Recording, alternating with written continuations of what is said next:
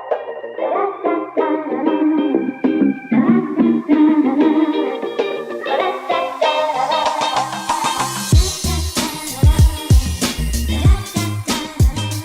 everybody, and welcome back to part 2 of episode 17. This is Not So Subtle. Once again, I'm Jordan Miller, joined as usual by Colter Potter. Hey. And Dan LaPointe. What's up? Again, we are back. If you are joining us from our previous episode, that was a movie segment of our podcast. Ran a little long, so we cut this one into a second part. Season 2 premiere. Yeah, two-parters. A lot of season... Spooktacular, a lot of, might say. One might say that. I'm not. A lot of season 2 openers are usually, or season openers, I should say, are extra extended length, right? Right. I mean, this is an extra spoopy episode. Full spoopy. We're going full spoop on this one. So... Careful. We come back from a little break, but we're going to talk about spoopiness. Spoopiness. We're not. Kakumba. We're talking about video games. We're talking about Kakumba. I mean, we could start off the spoopiness right away by talking about the new Overwatch skins, just very briefly. Sure. Yeah. I haven't seen all of them. I made a mental note of Symmetra's skin, which looks fucking is crazy. lit. Dude. Symmetra's? Yeah. Symmetra's is probably the best one. Symmetra is this year's Mercy. That's actually true. Even though I hate Symmetra. Symmetra is a fantastic character in that game. I don't like playing it. I mean, she's annoying. Oh, wait. as fuck. Is this Symmetra? Yeah. Oh, I just assumed that was... Fake. It's not. It's real. Well, I assumed it was, what's her face? Widowmaker. Oh. I could see that. But no, that's Symmetra. Pretty cool. Yeah. Because she's a thought. She looks dope. She looks real cool. She has a fursona, even though she doesn't have a fur, and it's a amphibious creature. Wait, it looks like a Zora, almost. A little bit. I can see that. bit. I think the... What is it? Okay, the Zarya skin is okay. Okay. Ooh, I like that. Reapers. Reapers is cool. Got a Dracula-esque. Yeah. Pirate Anna, I don't know. Yeah, that one's fine. The McCree Van Helsing one is pretty dope. Cthulhu Zenyatta. It's good. That one's awesome. Man, Zarya's is something. I like the Zarya one. It's okay. Can I see She it? looks like a character from the Darkstalkers series of fighting games. Because she's wearing a classic Chinese. Okay, so Zarya's is garb. pretty cool. I like the Ana one. It's fine. Yes. Reapers is really cool. There's no daddies to be found, so... Torbjorn actually looks pretty good. I couldn't tell a difference from Torbjorn from looking at him. Yeah, it's not like it's barely a Halloween skin, and it's barely like an interesting skin. I like that his What was claw it? looks like a like it has. I think like it was like a Viking. Yeah, type. he's a Viking, but his What? claw. He's already a Viking. But his claw has like, and it looks like a wolf. All right. Like it His definitely looks cool. fursona. There's a lot of like detail put into that one. A lot of people are having fursonas in this one. The McCree Zenyatta, one looks lit, dude. The detail on that's pretty cool. We're gonna skip over the fursona. Helsing-esque. We're not talking about furries on this. And then, yeah, honestly, the Symmetra one is easily the best. Looks quite good, yeah. Quite fire. It's just very easily the best I like one. the Reaper too, because I just like Reaper's design. Yeah. Yeah, the Reaper one is cool. I think it looks a little odd. I think his head looks a little odd. It looks a little small. It looks like he has it Smallman's does head. look weird, but I want to see it in the game. Small I head's would like disease. to see what the back look of like- his head looks like. He looks like Small Headman. He looks like Shrunken Headman. Shrunk. He looks like the looks like the Shrunken head- Head from the looks- Night Bus, He but looks on like, a body. He looks like the Headless Headman. Alright. Just glaze over what I said and then just say some head ass shite, so to speak. He does kind of look like they took fucking Ernie. Ernie. Or that Is that his wasn't name? Ernie. No, Ernie was the Night Bus driver. The Shrunken Head doesn't have a name. Kukumba. Kakumba. But yeah, there's a cool Halloween event going Shrunken on. Kakumba. Yeah, no, that does look cool. They're also bringing back, I think they're bringing back Junkenstein's Revenge, Yeah.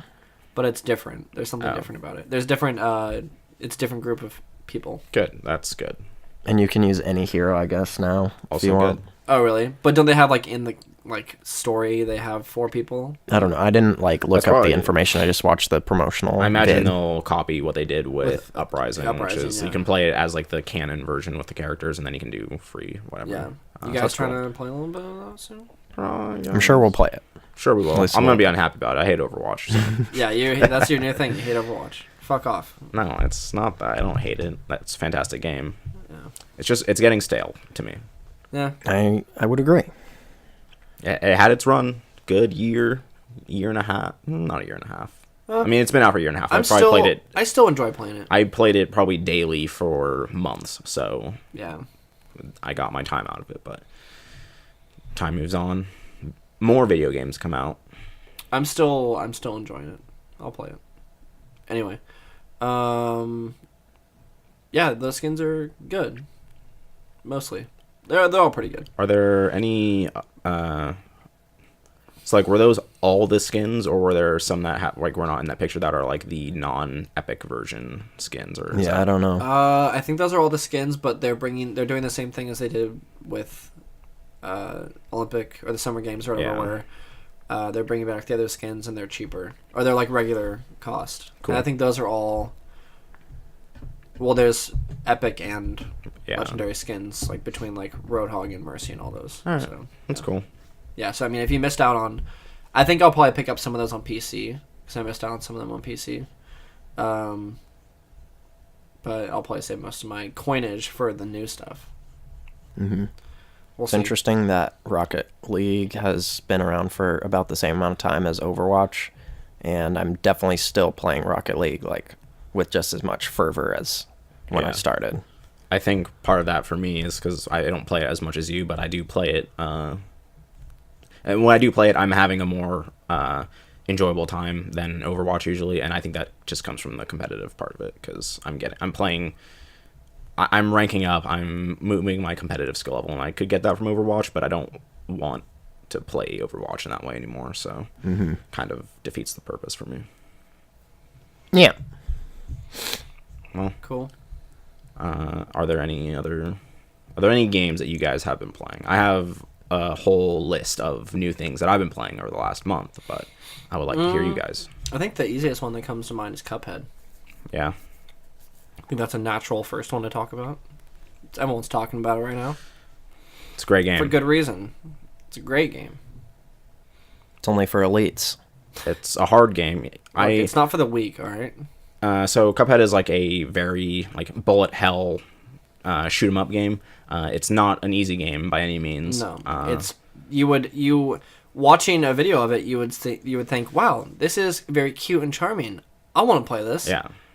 You're gonna get your head kicked in. I saw. You're gonna get your cup filled. A lot of discourse about that, where people were saying like, this game looks like amazing, and I want to see it, but also it's really fucking hard, and I feel robbed because I can't beat this game or I can't play this game, but I want to like see more of it. And people were very upset that they felt deceived by the art style of the game, which I found strange. To that almost makes me angry hearing that. Like, yeah, no, that's pathetic. If you buy a game purely based on the art style and make all of your judgments on the difficulty and gameplay based solely on the art style, and you're upset that you can't play the game and enjoy the art because you're shit at the game, that's no one's fault but your own. Okay, well, what if I frame it this way? Imagine Blade Runner, as we've talked about on our last episode. It's a beautiful movie. Right. You don't have to have any sort of skill to see that entire movie in its completeness and enjoy the art of it. What if you're playing Cuphead? It's a fucking beautiful game, and I want to see all of it, but I don't have the skills to beat it. Is that unfair? They have simple mode. It's... I think I might have tried out simple mode once. I can recall almost no difference in it. I don't know. I played through that game on regular, but like I don't know if that makes it that much easier or not. I feel like that's a little bit of a different scenario because a lot of those. I'm not. This is making a big like generalization, but I'm assuming the majority of people who are saying that are probably not considered hardcore gamers. They're probably not like.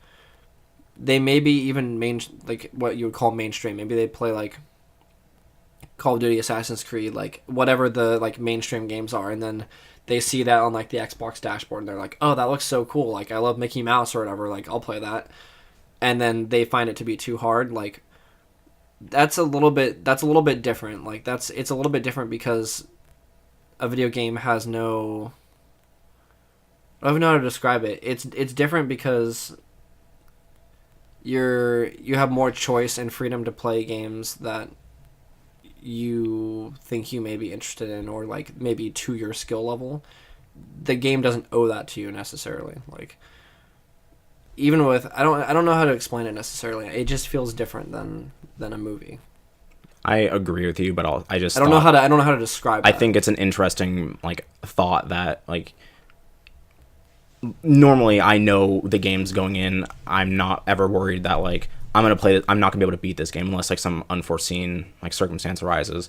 But I think there are people who see that and like the game looks like a very old like cartoon that you'd see like Steamboat Willie or whatever, like old like cartoon, and it looks like incredible. If you like see videos of it, it looks amazing. And I think like if someone saw that and was like, wow, that looks really cool, like what if they just don't, what if like are they gonna like do they have the right to feel upset if they don't get to beat that game and see all of it? I mean, just think that's interesting. I mean, yeah, you have the right to be upset, but I don't think that it's not like an issue. Yeah, I think it's just like you can feel a certain way about it, and they can feel a certain way about it, and like it's just opinion based. It's not like, yeah, like I feel like no one should ask for a refund or something. I don't know. Like some people, I think the reason that I was saying that made me angry is because people. It's not that I'm angry that those people feel that way. I'm angry that they were saying that it's the game's fault. They're like, well, they shouldn't put it in that style if it's going to be so brutally difficult. Mm-hmm. That's what they were saying. They were saying like. They were saying that people were angry with the game because they thought it was false advertising. They thought that because the game looked so cutesy and like adorable that they're like, oh, well, why the hell is this game like kicking my ass? Like this looked fun and family friendly. And it's like, yes, but that's not the game's fault. That's literally no one's fault but your own that you assumed that based on the art style. Like that's not any fault of the game. It's not like something that you should be angry at the developers for. So that's why I thought that was stupid. Yeah, for people that don't, just so dumb. For people that don't know, Cuphead is basically a side-scrolling shooter that is mostly consisting of boss battles. Yeah. Basically, if you've ever played Contra, possibly not a lot of you have, but that's like an old, basically arcade game where you're like running. Like a side-scrolling 2D game, you're running and shooting at the same time, and things are all over the screen, like trying to kill you. I would say like a good description, like a mainstream example, would be like Mega Man. Yeah, I guess Mega Man. Mega Man is probably the better. Like people, if you've ever seen Mega Man at all, like it's in its most basic form, it looks and kind of plays like Mega Man, but like. It looks in terms of like the setup of like you jump on platforms and like shoot. I would only like I agree with you that the basis of Mega Man, like if you like the old Mega Man games are about fighting those bosses, but there's also a huge platforming part to it. Cuphead and like my Cuphead originally was just those boss battles. They do have like a very small amount of platforming levels in there. But like that's not the main point of the game, and I also think those were the weakest parts of that game. Yeah, no, I don't think those levels are that great, but yeah, no, the boss battles and the whole thing. I guess if people haven't seen it, if you're listening to this and you don't know what the game looks like, please just watch like a 1 or 2 minute video, like a trailer or whatever. Watch someone play it on Twitch because it looks unlike any. You can see not so subtle play it on Twitch if we have it. It's archived on there. It's archived on Twitch. Yeah. So yeah, watch Jordan and Coulter's gameplay. It looks phenomenal. It's all hand drawn, if I'm not mistaken. All hand drawn and animated. It looks like a Steamboat Willie like 1930s cartoon where the characters are hopping and bopping and like the music sounds like it just came out of like that era too, even though they it's recorded all new. like jazz band. Yeah, it's like music. big band like stuff that's just fantastic. Yeah, it's like this is like my aesthetic, bro. God. It's really cool. It's so cool. How far have you guys gone into it? I'm on the second world. Yeah, I'm at the end of the second world facing the dragon, which Jordan clued me in onto an element of that I hadn't figured out that makes it a lot easier, because earlier I was like, okay, this is basically impossible, but then I didn't realize something key about it that I needed to realize. So I'm fighting did I beat the I've pretty much mastered the roller coaster guy up until the very last phase, which gets ridiculous in my opinion. It gets pretty ridiculous. Pretty hard. But yeah, no, I haven't been playing it as much as I want to because I haven't been playing. When I've been on, I've been playing like multiplayer stuff with you guys, so I haven't been playing that much of it. But I beat the first world, and I beat one of the bosses in the second area. What was it? Was it the cake boss? Was it cake boss? The candy thing. Yeah, the candy. Yeah, I beat cake boss. Yeah, the candy. Basically, candy flinging. Candyland, the game. Sugarland Shimmy was what it was. Sugarland Shimmy. A bratwurst is Shuli Brewing. Yeah, no, I beat the Sugarland People are Shimmy. like, what did you just say? People that don't know what Cuphead is, they're just like, what did he just say right there? The game's style. This match is going to be red hot. Just really cool. Yeah, definitely look up a video of it, and you'll see why people are talking about it, because it's so cool. It's also just really fun. Like, I have played that game through and beat it, and it's like a lot of the parts I enjoy about many other games of just like the challenge of it, but also it's not unfair. No. In almost any situation. In every situation where I died, I could usually look back and be like, okay, I messed up. Like, that's always on me. There were a couple levels, and it came mostly from the platforming. Like, I agree with that. I honestly wish, like, the platforming... What happened was this game got revealed, and no one kind of knew what it was. They assumed it had a bunch of levels, similar probably to Mega Man, where you run through and you get to the boss. And then the developers were like, no, it's just a boss rush game. You're just going to fight these bosses. Because they painstakingly hand-drew every single frame, so it's really hard to, like, do a run and gun. You can see why, like, that would be the case, where they're like, no, we don't need to do that. Like, look, like, that looks like a ton of work went into that. But they caved in due to the negative outcry of that and made these running levels, or these platforming ones, and I did not enjoy any of those levels. Like, there was one in, I can't remember if it was the last world or if it was in, I think it was the last world, where it was so frustrating by the end. Like, it was one of the few times in that game where I just put the controller down. I was like, I'm not doing this anymore tonight, because I can't deal with this again. Like, they're way longer than the boss fights too, which is annoying. And the one level I did, I think I did it as fast as I feel like I physically could, and it was like 3.5 minutes, which just doesn't seem that long. But when you replay the level like 50 times, it's mind like numbingly annoying to me. I was just like, I can't deal with this anymore, and like it was just frustrating. Yeah, I feel like it's easy to say that they shouldn't have caved from our perspective, but it's upsetting because they did put like.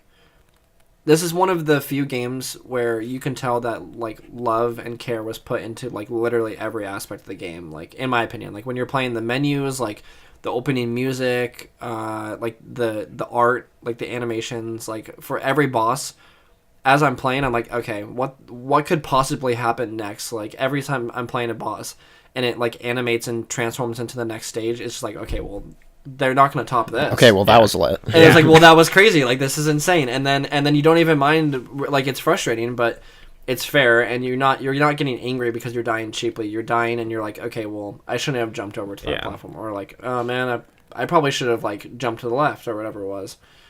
And I just want to keep playing more, even though it is frustrating, because...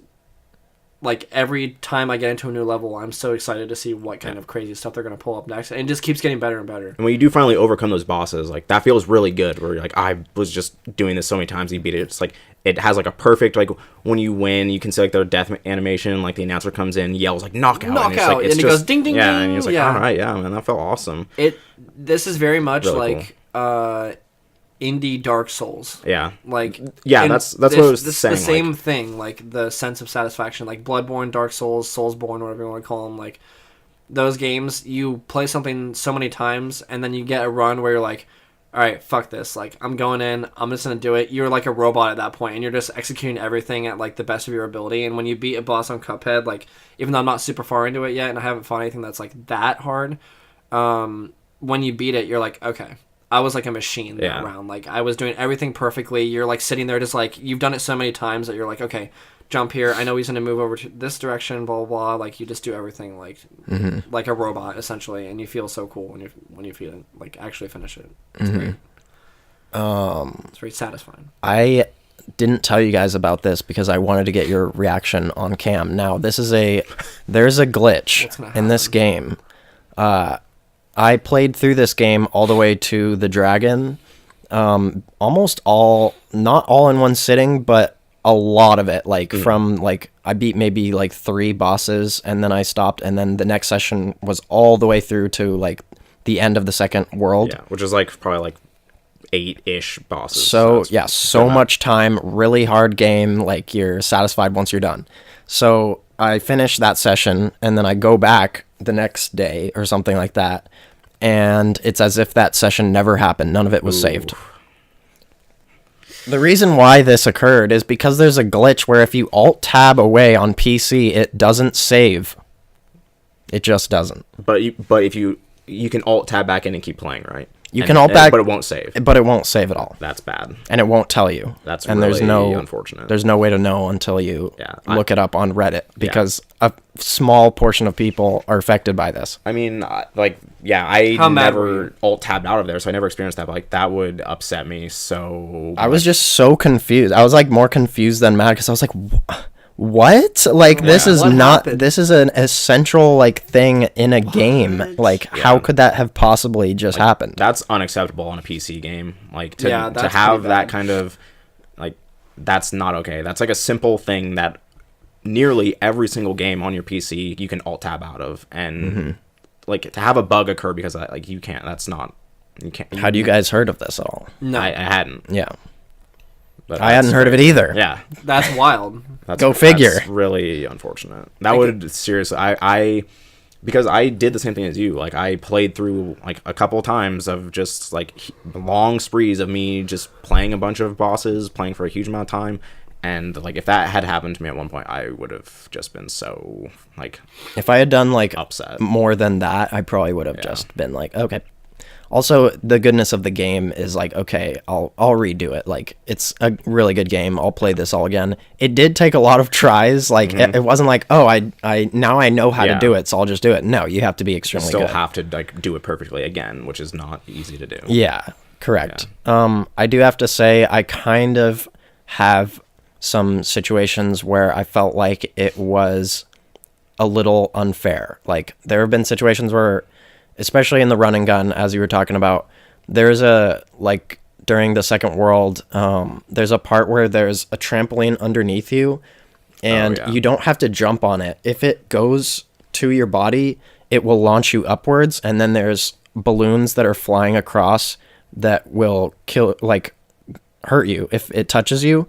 And so you'll get launched up by the trampoline that's, like, running around underneath you without your permission, and you have to literally jump over the trampoline, but not so high as to hit the balloons. And then it's just like a nightmare to like do this, and it gets so mad, or like I just got so mad doing that part. And I just figured out like basically the way to do it is to stop, like, because you also have to jump over these hurdles too. So you have to jump over, but not too high, but like you're gonna get launched up by the thing if you stay standing there for long enough. So it's just like you're orchestrating this thing, and it's just a nightmare. So that really annoyed me, and that felt kind of unfair. But and then I also just have to say that with the, did you have something else to say about that? No, I was just gonna say like the only time in that game where I felt I was being unfairly like challenged was during those running levels, because like I don't know, feel as carefully constructed. They don't, and there's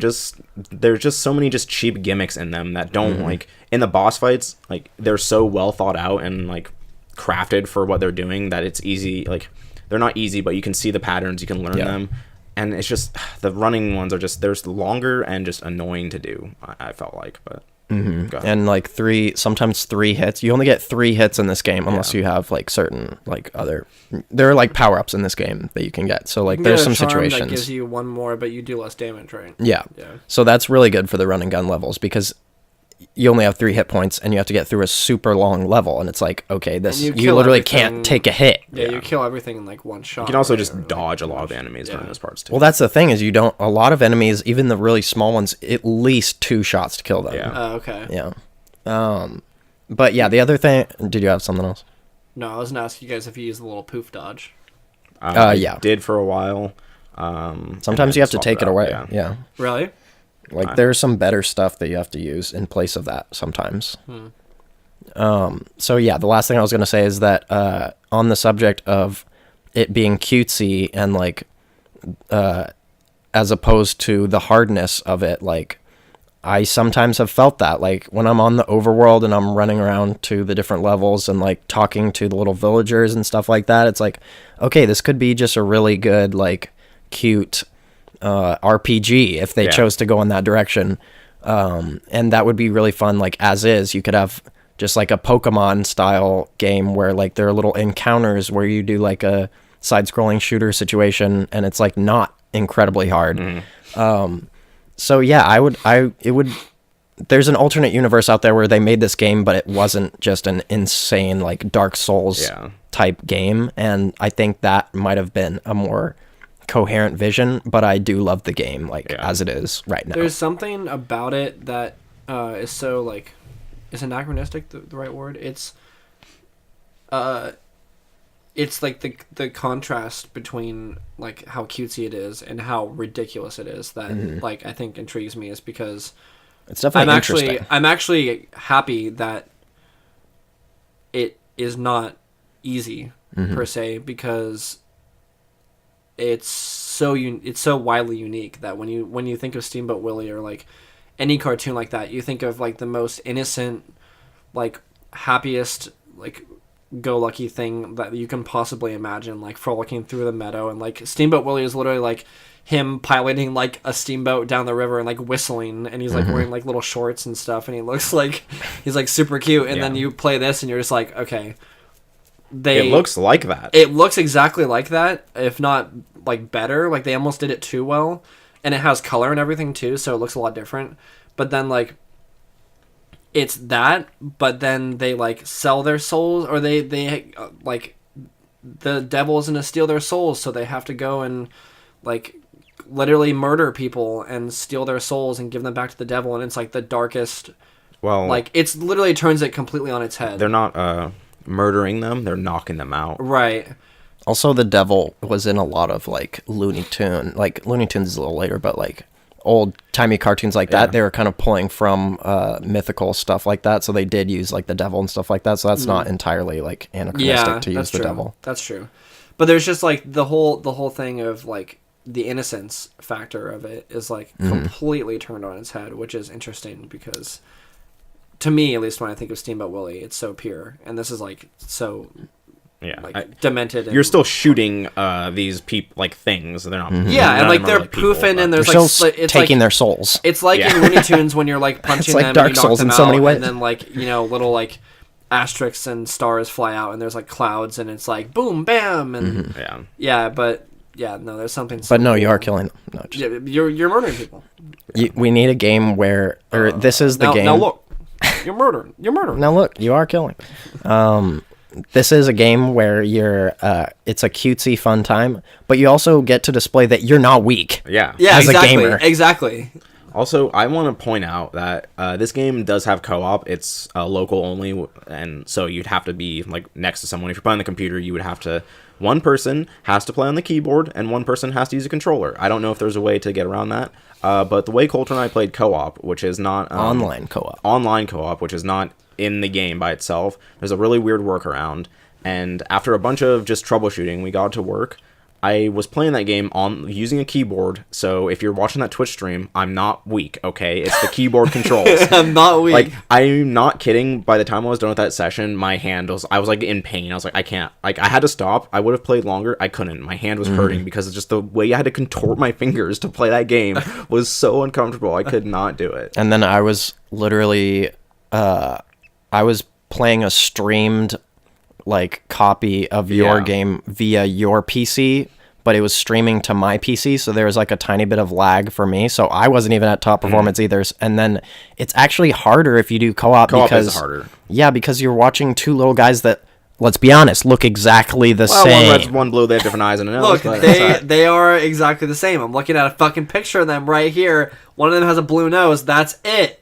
Their eyes the bendy straw doesn't Their eyes are different in the game. No, the bendy straw doesn't do shit, bro. Oh, when you're playing, I was watching you guys' stream. I had no idea what the fuck was happening. So you guys look exactly the same. Oh, you red blue colorblind because they look completely different. Maybe I am. Okay, well, whatever then. Anyways, Unless they I do pass like over this. each other all the time, and like out of the corner of your eye, it looks like It's hard.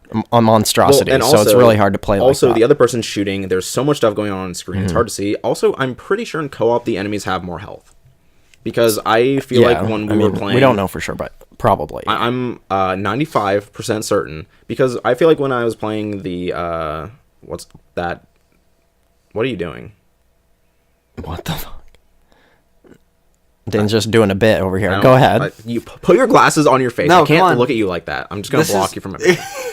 When we were doing that slot machine boss, which took a while, I had done that single player beforehand, and I was like, "There's no like this is taking. I feel like twice as long because I feel like they have more health, which makes sense if you're playing co-op, because if they had the same amount of health, you would just burn them down instantly. But yeah, that game is a blast. If you do co-op in Dark Souls, is it the same? Like, they don't make it harder if you're with like a co-op person. No, they don't get more health that way. Yeah. Okay. All right. Well, I think that's pretty much it. Dane, do you have any bits you want to share?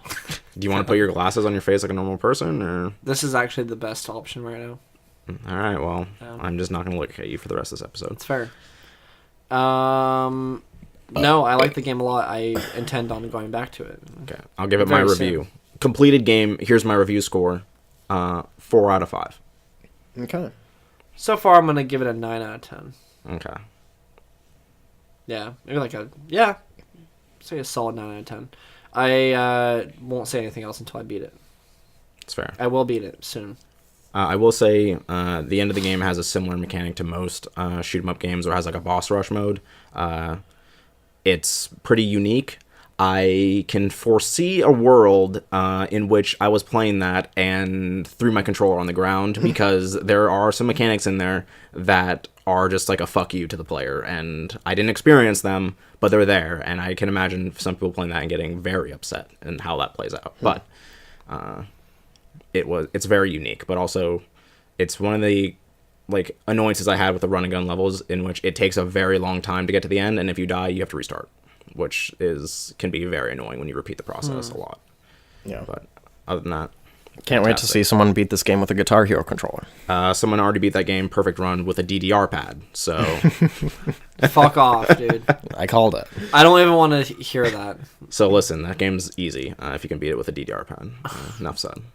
Just Until someone does it with their fucking tongue on a fight stick, I don't want to hear anything. all right. Well, all right. Let's move on. Any other games you guys talk about? Guys, we got to talk about Destiny 2. We do. Coulter, Go ahead, you're boys. the expert. I'm the expert. You're the biggest fan here of Destiny 2. We all know. I'll just say I bought this game because the boys were playing it, and it was worth it just because I've been playing with them at times where like I wouldn't have been playing with them otherwise. So yeah, that's fun. But I have completed the story. Not a fan really of the game. That's a little harsh, but I don't know. I just didn't connect to anything that was happening, and there's way too many mechanics that have weird ass names that aren't fully explained, in my opinion. Like, I don't know, maybe I just skipped over some sort of thing where it teaches me everything, but I felt like it wasn't really good enough at telling me all the stuff. It's hard for me to understand that, because this is Destiny 2. Because you're a hipster. Yes, no. Because I played Destiny 1. The mechanics are exactly the same. There's some streamlined things in there, but like there's nothing new in that game, like mechanically for me. So it's hard to wrap my head around that. I know the old song and dance from Destiny 1. So coming into Destiny 2, it was more like noticing, like small but meaningful like quality of life changes and things like that, which I think make the game very good. But yeah, that is interesting to hear an outsider's perspective on it. But so to give some shine some light on this game, Destiny 2, sequel to Destiny 1, which is a game.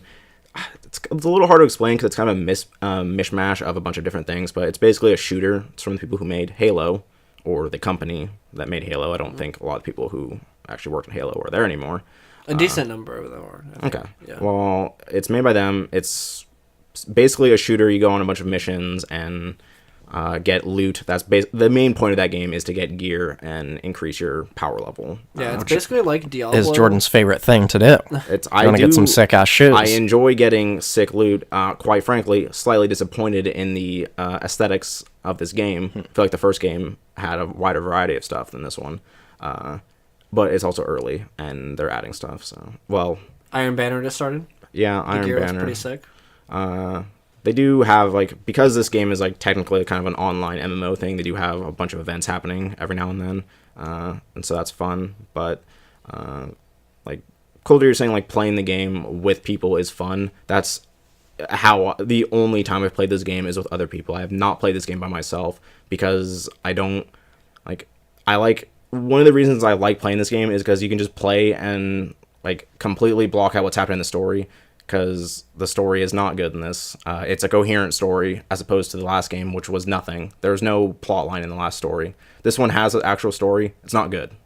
I don't know.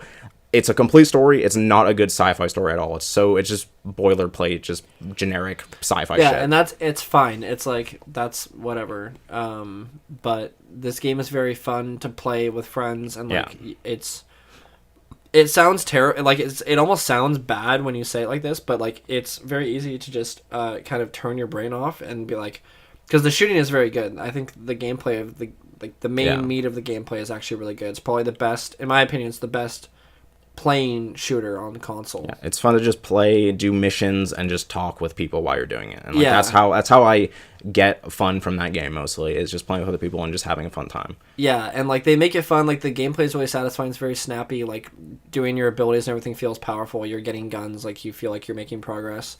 The gunplay is better than Doom. Are you prepared to say that? For console, yes. What? How does that affect it? Because traditionally, like shooters on console always feel a little bit hindered by the imprecision. But Doom though specifically. Yeah, I think this plays better than Doom on console. But not on PC. No, I think Doom is sublime on PC, and it's good on console. I'm saying, like, as a console first shooter, Destiny is the best console shooter. For me, like, the act of actually shooting the gun in Doom is not, like, it's easy. You just, in Doom, it's about precision. You just boom, headshot, like, move on, quickly shoot and do all this stuff. In Destiny, like, you're playing, like, it sounds weird to say because you're using a controller to, like, do this, but, like, it feels better, like, when you're shooting the guns in Destiny. Like, they have, like, more, like, kick and, like, animation to them, and they look different. Like, when you get a headshot in that game, there's, like, a visual, like, a much better visual representation when you hit, like, a headshot, and, like, yeah, and there's, like, just, like, the sound effects, like, the reactions from the enemies, like, when you're shooting, because a lot of the enemies you're not, like, they're not bullet sponges necessarily. They're a lot better than they are in Destiny 1. Like, the enemies actually go down fairly fast, but when you're shooting them, there's a lot of, like, just, like, feedback, whether it be vibration or sounds of the guns are really impressive, whether, like, the impact noises are actually, like, the firing of the gun. But then, yeah, the enemies will, like, you know, recoil backwards and, like, stagger and do all kinds of stuff. So, like, when you're actually, like, yeah, I think it feels better than Doom when you're actually shooting the guns. It's a lot weightier. Like, you can, like, feel like your character's, like, weight moving around more than you do in Doom, where you're kind of, like, flying around, zipping around, and you're kind of just like a disembodied gun, like, flying around doing stuff, which is the whole point of Doom, is that it's, like, literally, like, at its core is just a bare bones first person action game. This is it's trying to be something a little bit different. But I mean, Doom is one of the best shooters ever made. No question. And, like, I do wish that we had this conversation about Destiny closer to when the game came out, just because things were happening fresh then, and so I'm kind of in the phase where I'm looking back on the things I've done in this game already. But one of the, like, best moments in that game was, like, doing the raid, which is, like, a massive, like, very complex series of, like, situations and stuff that are, like, all linked together in a giant, like, area, and the things you have to do in the raid are so much more complex and, like, team based than what any, like, the raid, if you had just played the single player campaign and got dropped into the raid, you would have no idea what you're doing, because it's just so like it's there's like a so much completely learning different. in there. It's like, a completely different game. There's a bunch of puzzles going on in there. It's just so much more like interactive than anything in the base game, which is like something I wish they looked at and said, hey, let's put these into like the other strikes and stuff, because even the strikes are not a comparison. Like the strikes in that game are like these like short, linear, run from one place to another, shoot the enemies in front of you, and get to the end and get a chest. The raid has just like, it's just so dynamic. You're playing with way more people. You have 6 people on your team instead of the normal 3. Like, it's just so cool. There's a lot of teamwork and communication with complete strangers, which is a fun thing in its own right. Most of the time, a lot of the time it's shit. But have you seen any of the or heard about the raid at all?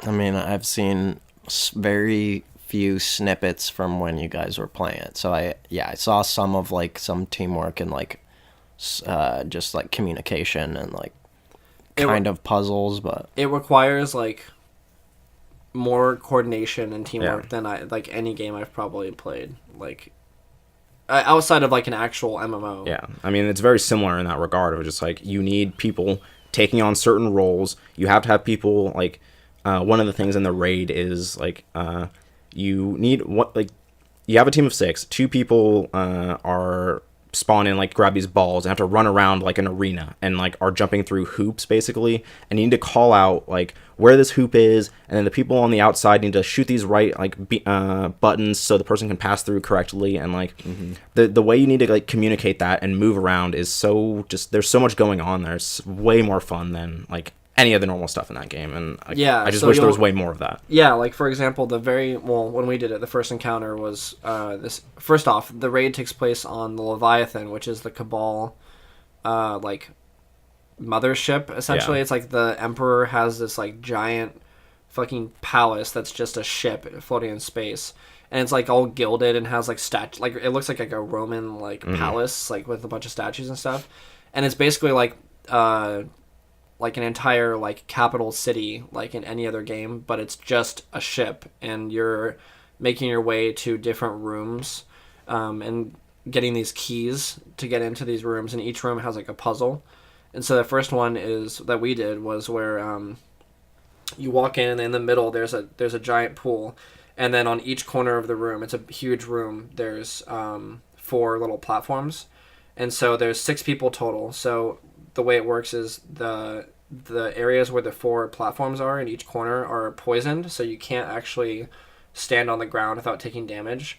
So every 60 seconds you have to run back to the middle of that area and get stand on this platform to get a buff that makes you immune to the poison, and then you have to run back to your platform. But the catch is that when you're standing on each one of those 4 platforms, it's moving down a weight, and it's bringing down like a what are they like? They're like, what are the things in the?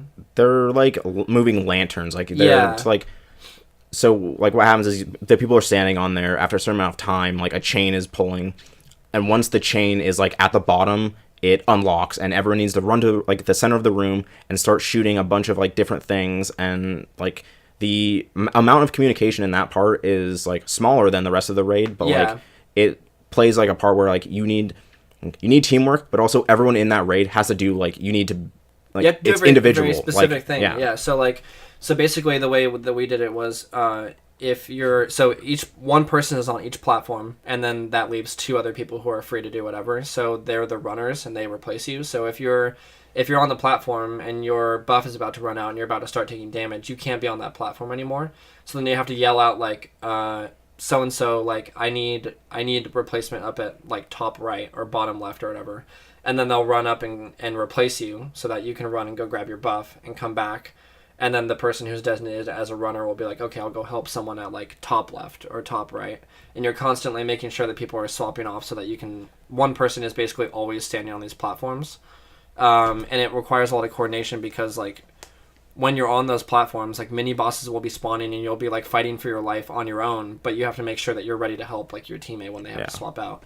So like it's kind of hard to explain without actually seeing like a visual representation of it, but the amount of teamwork and like communication that goes into that is like second to none. Yeah. That even more than that in the other puzzles, but like in that one, it's so much different than anything else in the game. Yeah. And it takes it to like a whole nother level.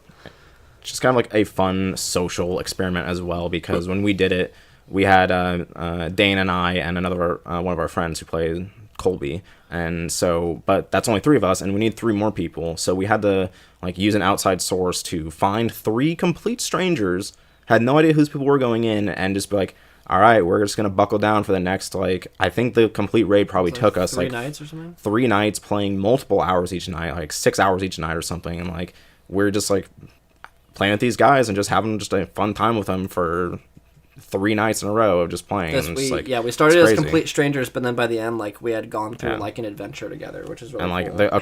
The it sense sounds really dumb, but of like, accomplishment, like after like the amount, it's just there's so much teamwork involved. When you're done, you're just like, man, that was like fucking great job, you guys. Like that was awesome. We did great, and like it's just.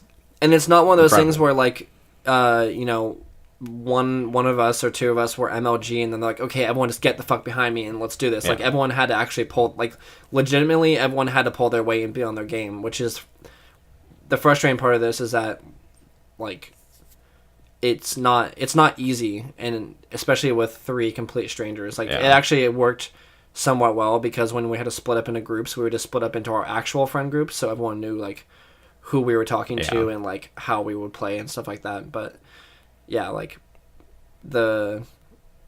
if you're gonna continue to play Destiny, which I think you should, now that you finished the story, you can get raid ready, and I think you should experience it, 'cause it's pretty cool. Yeah, it definitely sounds more fun.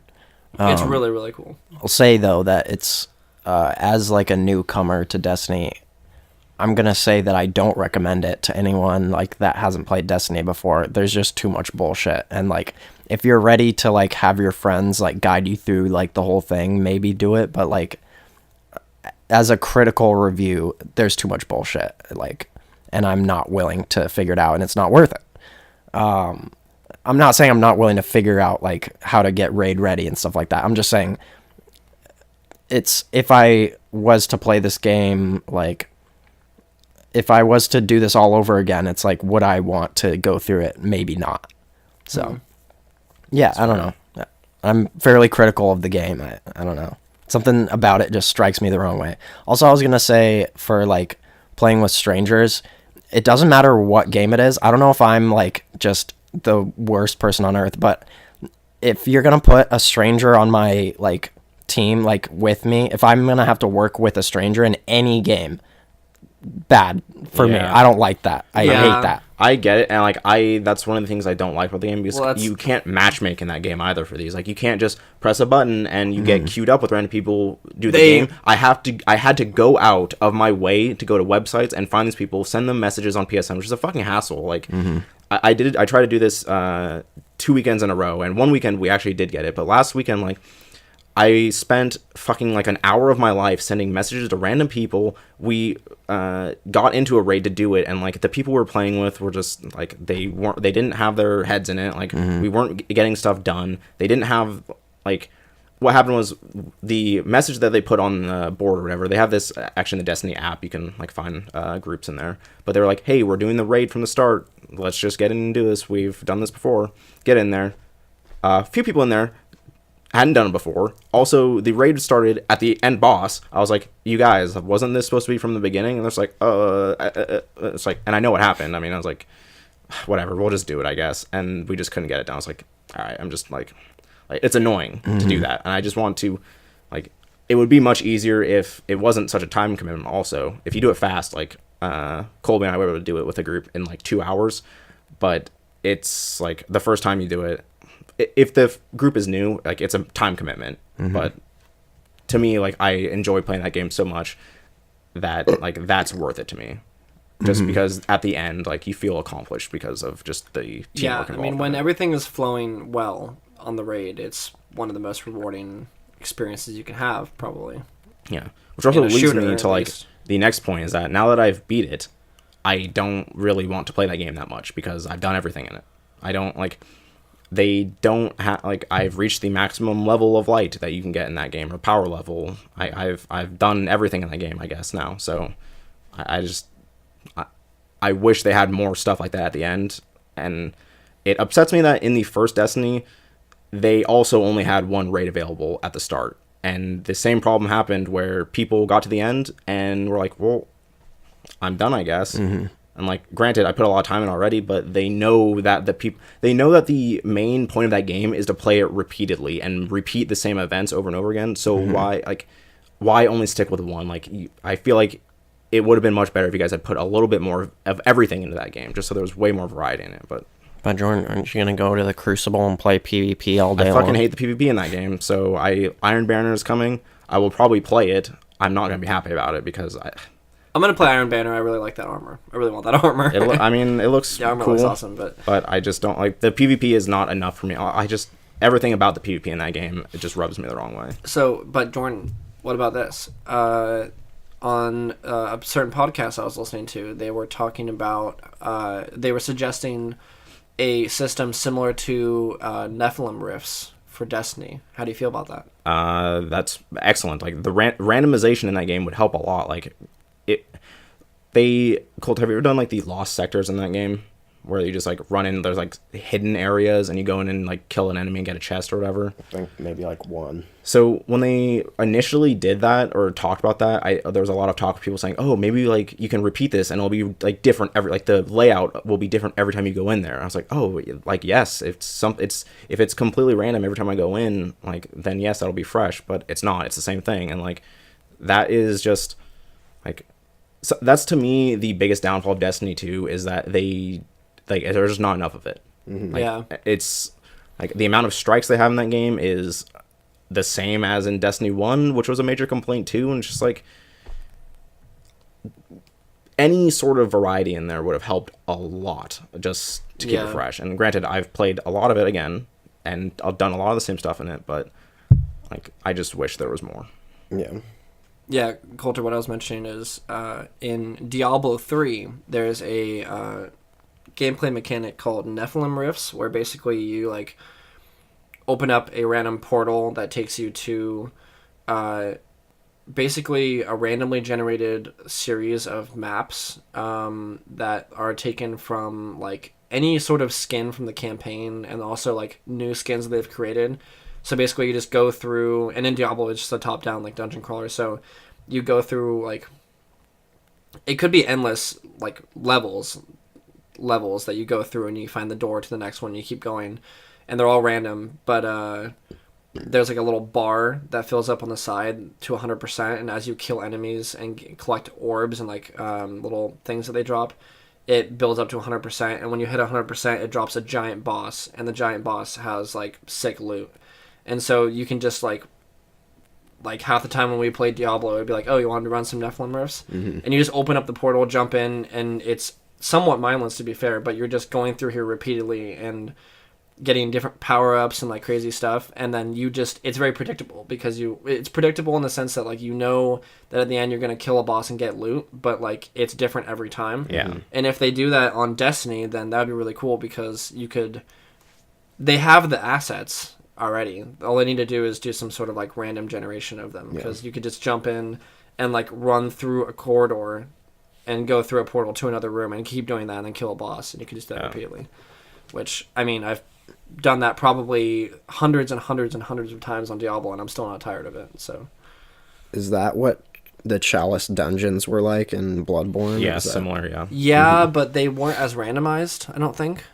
I mean, they're randomized to the extent that the stuff in Bloodborne is randomized. Like, Diablo is a game built literally upon making sure that nothing you do is the same each time you play it. So there's way more variety in there, but it's the same idea of just like each time. I guess you go that is here, a good. Yeah, so different. It would be sort of like a Chalice dungeon, but for a shooter game. Yeah, for Destiny. Yeah. Anyways, again, play that game a lot. I'm definitely playing it less. They do kind of like a reset each week of stuff, and I do that, but I have been playing quite a few different things other than that lately. So, like what? Well, wait, what do we think of Destiny 2 so far? Coulter, you hate it. Which is, no, I understand what you mean. Jordan, what do you think of your, like, what do you, I don't know, maybe not a score, but I think that if you like Destiny 1, if you like shooters, if you like loot games, then you will probably like this game. It's excellent with friends. I think you can find some enjoyment by yourself, but find a group of people, play with it, and just, bullshit while you're playing, and it's a fantastic time. Yeah, I'd agree. Also, it's a pretty beautiful looking game. There's a lot of like really scenic vistas in it, and I think that goes a long way to my enjoyment as well. On that PS4 Pro.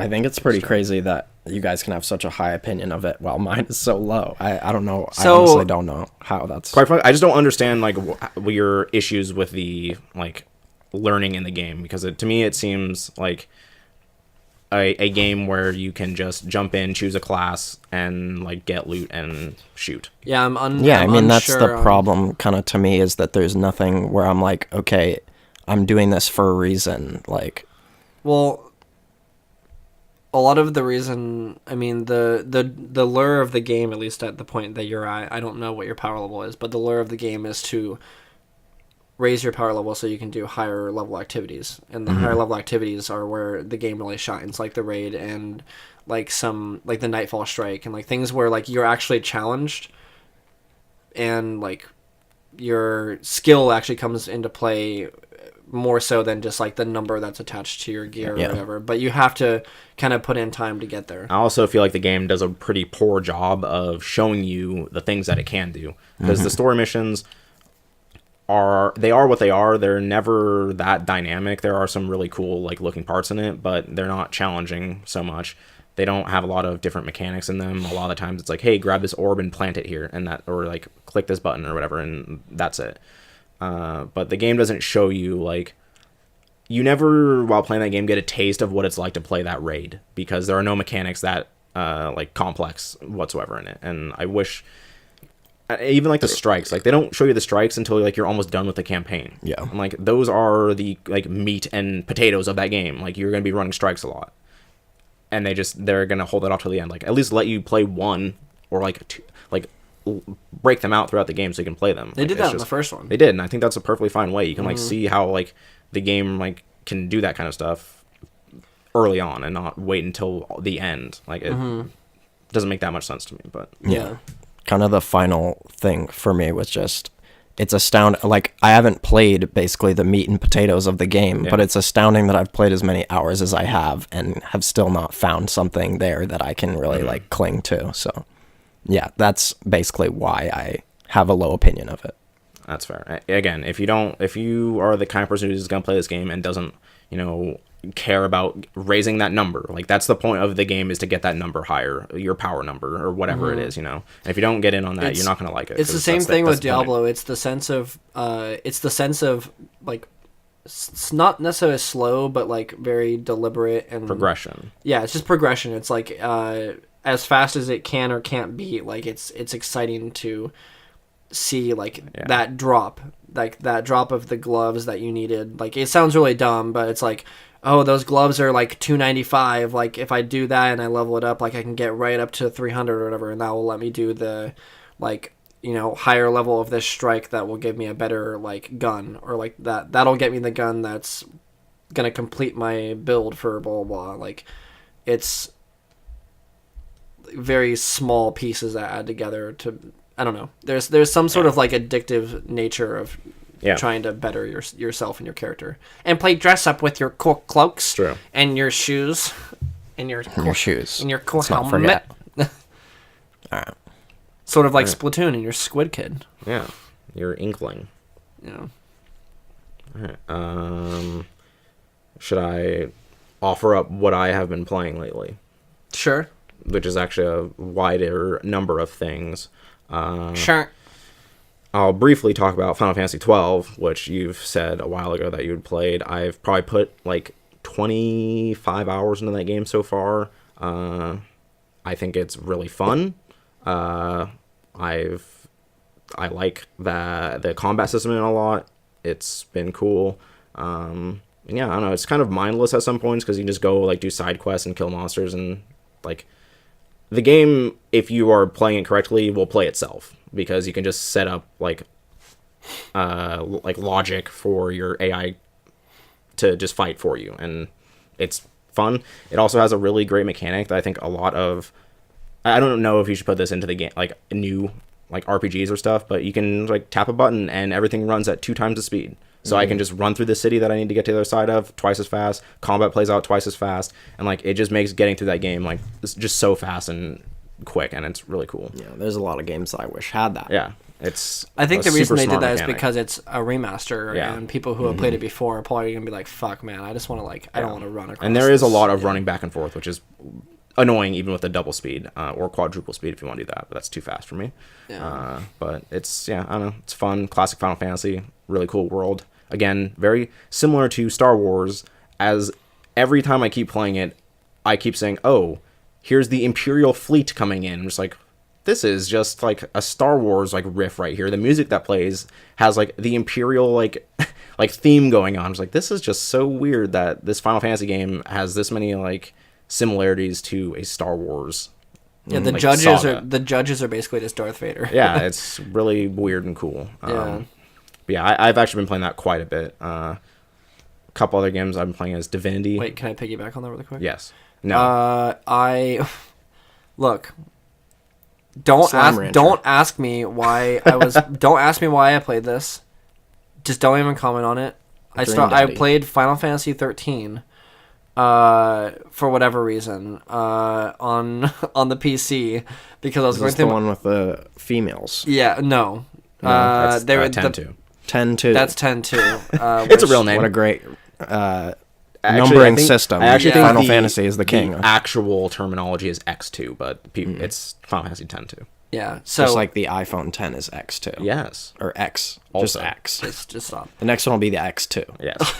That's what Yeah, no. So I was playing Final Fantasy 13. I don't really know why. Actually, the reason why is because I was watching some sort of video about Final Fantasy on YouTube, and I remembered how much I liked Final Fantasy X. And then shortly after that, 11 was like the MMO, right? Yeah. So then that happened, and then 12, and I was like, oh yeah, I was playing 12. That's pretty cool. And then 13 came, and I remember I had it on my Steam library that I bought for like when they had their Square Enix sale. Like, oh, I'll play that. So I heard terrible things about it, so I wanted to see how bad it really was. And I don't hate that game actually. It's kind of cool. Yeah. I've been playing through it. I don't know when I'll finish that game. That's probably more of just like a fun like palate cleanser just between stuff because there's more games coming out now. But I think I played probably like 6 hours, like 6-7 hours of it, which is more than I probably should have played of it. But it's actually kind of cool. I can see why people don't like it because it is very linear. It's literally like if you took the the dungeon aspects of a Final Fantasy game, but you made it so you can only go straight and like go left or right occasionally to pick up a treasure chest and then go back to the main path and keep running straight.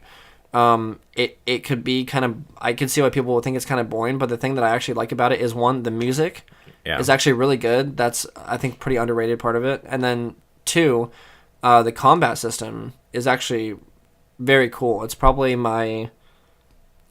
second to Final Fantasy X in terms of my favorite battle system. Really cool, actually. There's basically, for people who don't know, it's basically like sort of like Final Fantasy XII, where you can set like, if this, then this happens, blah blah. Where like if someone gets poisoned, someone will heal them or like use an antidote or something. But in this, they have paradigm shifts, and each paradigm is like a arrangement of classes. So it's like they'll have one where your main character is like the leader, and whoever they attack, your other party members will just be focused on damage and trying to like do as much damage to that person as possible. Or you can change it to another one where like someone turns into a healer and the other person turns into someone who can buff people and give shields. And as you're playing, you can just switch the paradigm. So like if you're doing a shit ton of damage on a boss or something and he's staggered, you're just all about damage, and when he comes back you can switch the paradigm to like heal and defense, and everyone will kind of do everything on their own. So the game like kind of plays itself in a way, but you have to dictate how it plays itself, which is kind of weird. So you'll like, if you know you're supposed to be on attack, you can switch your paradigm to like an offensive thing. If you're, So it's similar to a Bloons Tower Defense. I haven't played Bloons. I haven't played Bloons Tower Defense actually. Lit game. So I don't know what that reference means. But yeah, no, it's fun. There's something cool about it because when you're playing, when you're doing a boss battle, you get to see a lot of cool abilities and a lot of like interesting play styles that you would normally probably find tedious in a Final Fantasy game. So you're like, oh my god, I have to go and cast Protect again or something. But in this one, you can just switch up your paradigm, and you can still control what you're doing, but your party members will like find their own little. That was one of the part. For the record, that game is not like critically panned. It's a well received game. It's not. The hate came long afterwards when people played it and were like, "This game's linear as like all hell," and like it doesn't open up until the last like act of the game, which doesn't happen until like 50 hours into the game. So like I understand that, and like, I played a lot of that. I played up to the end of that game, and like it is linear, but like that combat system is really cool because you just like change classes and then see what like the new name of the paradigm is and like what its like bonuses are, and just like it's interesting to do that. It's cool because like for me at least, I get really sick and tired of like, and I like Final Fantasy games, but I get sick and tired of like playing a battle and knowing that like you're in a battle where you're gonna get hammered so badly that you're like, okay, well, I just have to cast Protect or like Shield or like Cure over and over again. But in this one, you know what you're supposed to be doing, and the game kind of does it for you, but you have to dictate like what kind of strategies I don't know. It's a lot more simple than other games, but there's something fun about dictating like strategies on the go and changing up your kind of like your party makeup, like probably multiple times a battle, probably like constantly you're going to be switching up your strategy, so it's kind of fun. It is extremely linear though. It's literally just running straight. That game was like, people did not like it for that. That's perfectly valid. The game is literally running straight for 30 plus hours. You just I mean that's definitely a problem and fight, and that is like it's bad, but I don't know. It's a problem. Pretty too. It's the graphics are pretty good. I actually like some of the characters. I think Snow's pretty cool. Zaz is interesting. Lightning is she has moments where I'm like, oh, that's kind of cool, but then she also has moments where she's just the brooding emo like antagonist or protagonist who just says anything most of the time, and then the kids are annoying as fuck. Vanille and Hope are like the most annoying characters in a game probably ever. But yeah, I don't know if I'll ever beat that game. If you want to enjoy, I'm glad that I saw what I did of it. If you want to play more of a game featuring your least favorite characters, I'm not playing Final Fantasy 13 2. 13 2, I was like, I think this was like a year or two ago. I was like, I'm just gonna play this game just because, and I was like, oh, it's starring the two worst fucking characters in the games. Isn't it Sarah and Vanille? Yeah, I was like, man, this is like, that game is a nightmare to play and look at, and it's a mess. But I was just like, why would you choose the two like most hated characters and just put them in here? They're so fucking bad. God. Anyways, don't play Final Fantasy 13 2. Also, stop naming games 13 or X number and another number. Yeah. That's dumb and bad. I mean, it kind of makes sense because each Final Fantasy game is kind of like a different, complete, like, not universe or world, but like contained story. Yeah, characters and everything. So if you want to continue that story, what's like another way to do Part 1 and Part 2. I guess. So just add the number to the end. Yeah, it is. That's all. It is just fucking awful to say. It's like, or you could do 13.1 or something like that. That's worked really well for Kingdom Hearts, which is a nightmare fucking naming system. And I don't want to hear anything about Kingdom Hearts 3.8, 13.8.4 remix Final Chapter Alpha 1. Yeah, I don't need to see that. Final mix. Yeah, crisp ass cut. First pass cut. I actually said crisp ass cut. Oh. That'd be a good subtitle, honestly. Yeah. Anyways. So Final Fantasy still kicking, still relatively fun. The other games I have been playing are Divinity Original Sin 2, which is a game. Slime Rancher. Sorry. No, it's better than Slime Rancher by a mile and a half. I haven't actually played Slime Rancher. I also started that game. Divinity. Yeah. It's fun. It's like similar to games like Baldur's Gate or those old kind of like computer RPG games. Where the main selling point of that game is that you can kind of complete your objectives in any way you can kind of imagine.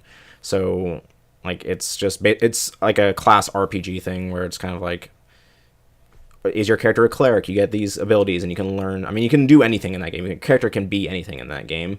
The writing in it is fantastic and actually like really funny. It's super well written. But like one of the like most inventive parts of that game that I had happen to me was there's a like maze or a labyrinth I had to get into, and you could only get through these doors by picking up these skulls that were like locked in a bunch of other sides of like this labyrinth. And there's only a certain amount, so if you used up the ones you needed and went through the wrong doors, you got locked out and you wouldn't be able to finish the mission or the quest or whatever. And so one of my characters had an ability to teleport. And what happened was I learned that I could just teleport on the other side of each door, and then I would teleport all my characters. And then the problem was that the character that I had, or the character that could teleport, can't teleport themselves.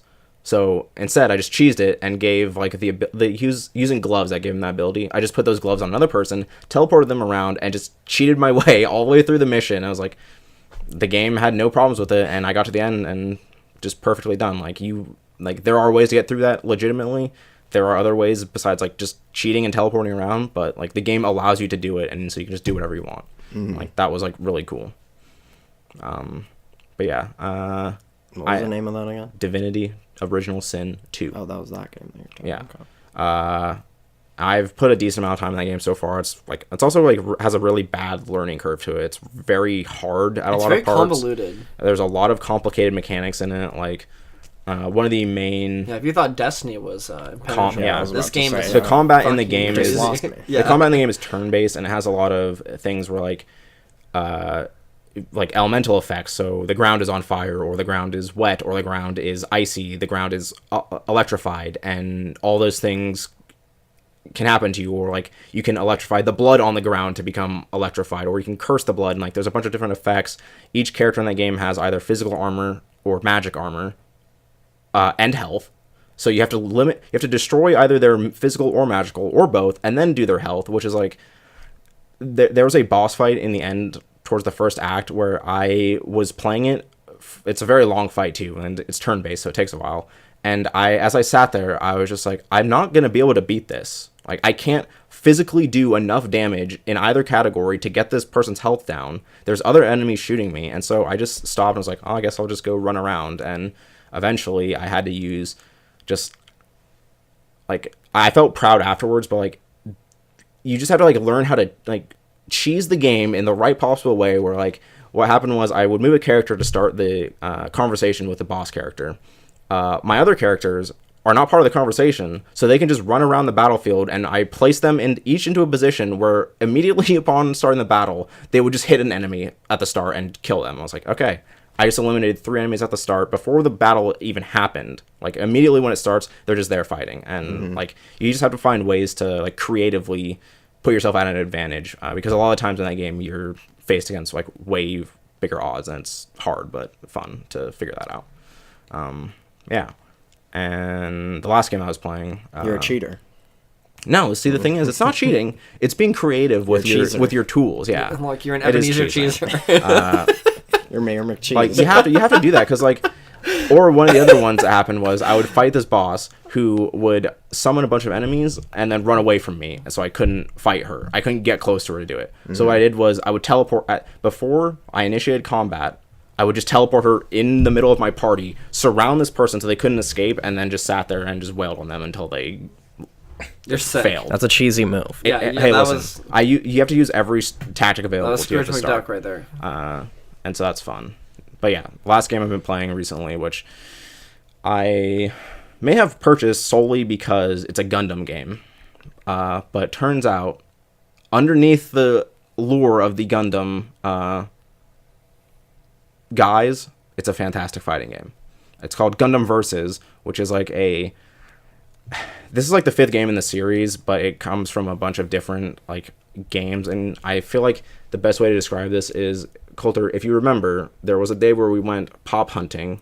Sorry, I joined you on a pop hunt. I didn't go pop hunting, but we went to a store that it was selling like old games and had arcade machines there, and one of them was a game called Virtual On, I believe, and it's like a robot. It was like had joysticks, and you were like jumping up and down and stuff, and looked very jumping up and down in real life, or no, like you had to use like joysticks, like flight sticks, to like move the mech and fly around. Okay. It's similar to that game.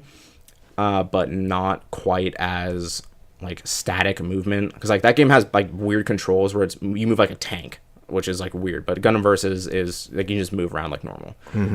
But like it looks weird when you're watching it, and when I started playing, I had no idea what the fuck I was doing. Like, it has a tutorial, but it does not prepare you for how that game plays. Like, it was like jumping into, you know, just a fighting game without knowing how to play it. But it, like, the combat in that game revolves around you, like, constantly dashing, because what happens is people, you, like, and this is like a Gundam thing, Gundam series thing, is that when you're within range of a lock-on, you can like fire a bullet or fire an attack, and it will always hit. Like, once you get target lock, you hit. So what happens is, to dodge those attacks, you have to like dash. You have to like dodge out of the way. And so the game is like this weird, hectic like mech battle where you're just dashing back and forth and like doing combos and stuff, and it's fun. There's also like 100 characters to choose from. Not all of them are good, but there's like a deep layer of strategy to that game that I wasn't prepared for. But I've been enjoying it, and it's actually like a very competent but like unique 3D fighting game. Okay, so you said it was 3D fighting, but what is the like? What would you describe like the genre, or like, I don't like? Is it like top down, or like, no? It's behind the back, like third person, just action-ish. Oh, so like kind of beat 'em up a little bit? A little. I mean, it's like I feel like the only way to see this or to understand this game is to just watch it. So like I will like stream at one point so people can see it, but like it's unlike any other game I've played before. But like it's fun. Like, it's like the level of skill in that game is incredibly fun. It's also like mostly a 2-on-2 game, so you are like, the standard for that game is 2-on-2. You can play 1-on-1 or 3-on-3, but like the tournament like rules are 2-on-2. So there's a lot of strategy involved with who your partner is playing as, like what type of like suit they can choose from. There's like you have like, it's not like if you get killed you lose. You have a meter that's like starts at 1,000, and that's basically like your pool of life from. And the mech you choose either has 200 life, 300, 400, or 500. And so if you're playing 2 500 mechs, you can only die twice, whether that's both people once or you twice. But if you're playing 200 level mechs, you can do it up until 1,000. So there's like a layer strategy there that and also like the 500 mechs are stronger and have like better abilities, but they're risky. So it's cool. That part's intriguing. Yeah, it's a unique fighting game for sure, but one I've enjoyed. Also, there's a ton of fan service in that game, which is key. I don't know a lot about Gundams. I don't know. Like, the reason I'm playing that game is because it was a Gundam game, but I will stay with it because it's actually fun to play. Like, I don't know if I could recommend everyone to just try that game, because it has a very like weird learning curve to it, but it is, once you kind of like understand how the game plays, it's like very fun, because you're like actively dodging attacks. You're trying to like maneuver in and like stay at like ranges to dodge your enemy's attacks and like help your teammate out if they're getting 2-on-1, and like it's complex, but it's very cool. So Interessante. Is there anything else you guys have played in the last month? Man, I mean, a lot. Oh, I mean, we would be remiss if we didn't mention the night on PUBG where we got 3 chicken dinners in one night. Ooh. That was a wild ride. 3 chicken dinners. Almost in a row. It was like, we won the first one, started again, we probably came in a decent position in the second one, and then like the game after that, we won again, and we're just like, how's this happening? Let's fucking go. Let's fucking go. Let's fucking go was uttered about 400 times that night. Yeah, that was a crazy night. We went in. And then you got home from work, Coulter, and we were like, now, Coulter, you're not going to believe this, but we won twice. We won twice tonight. Yeah. And then it was like, it's certainly been a lit night on PUBG.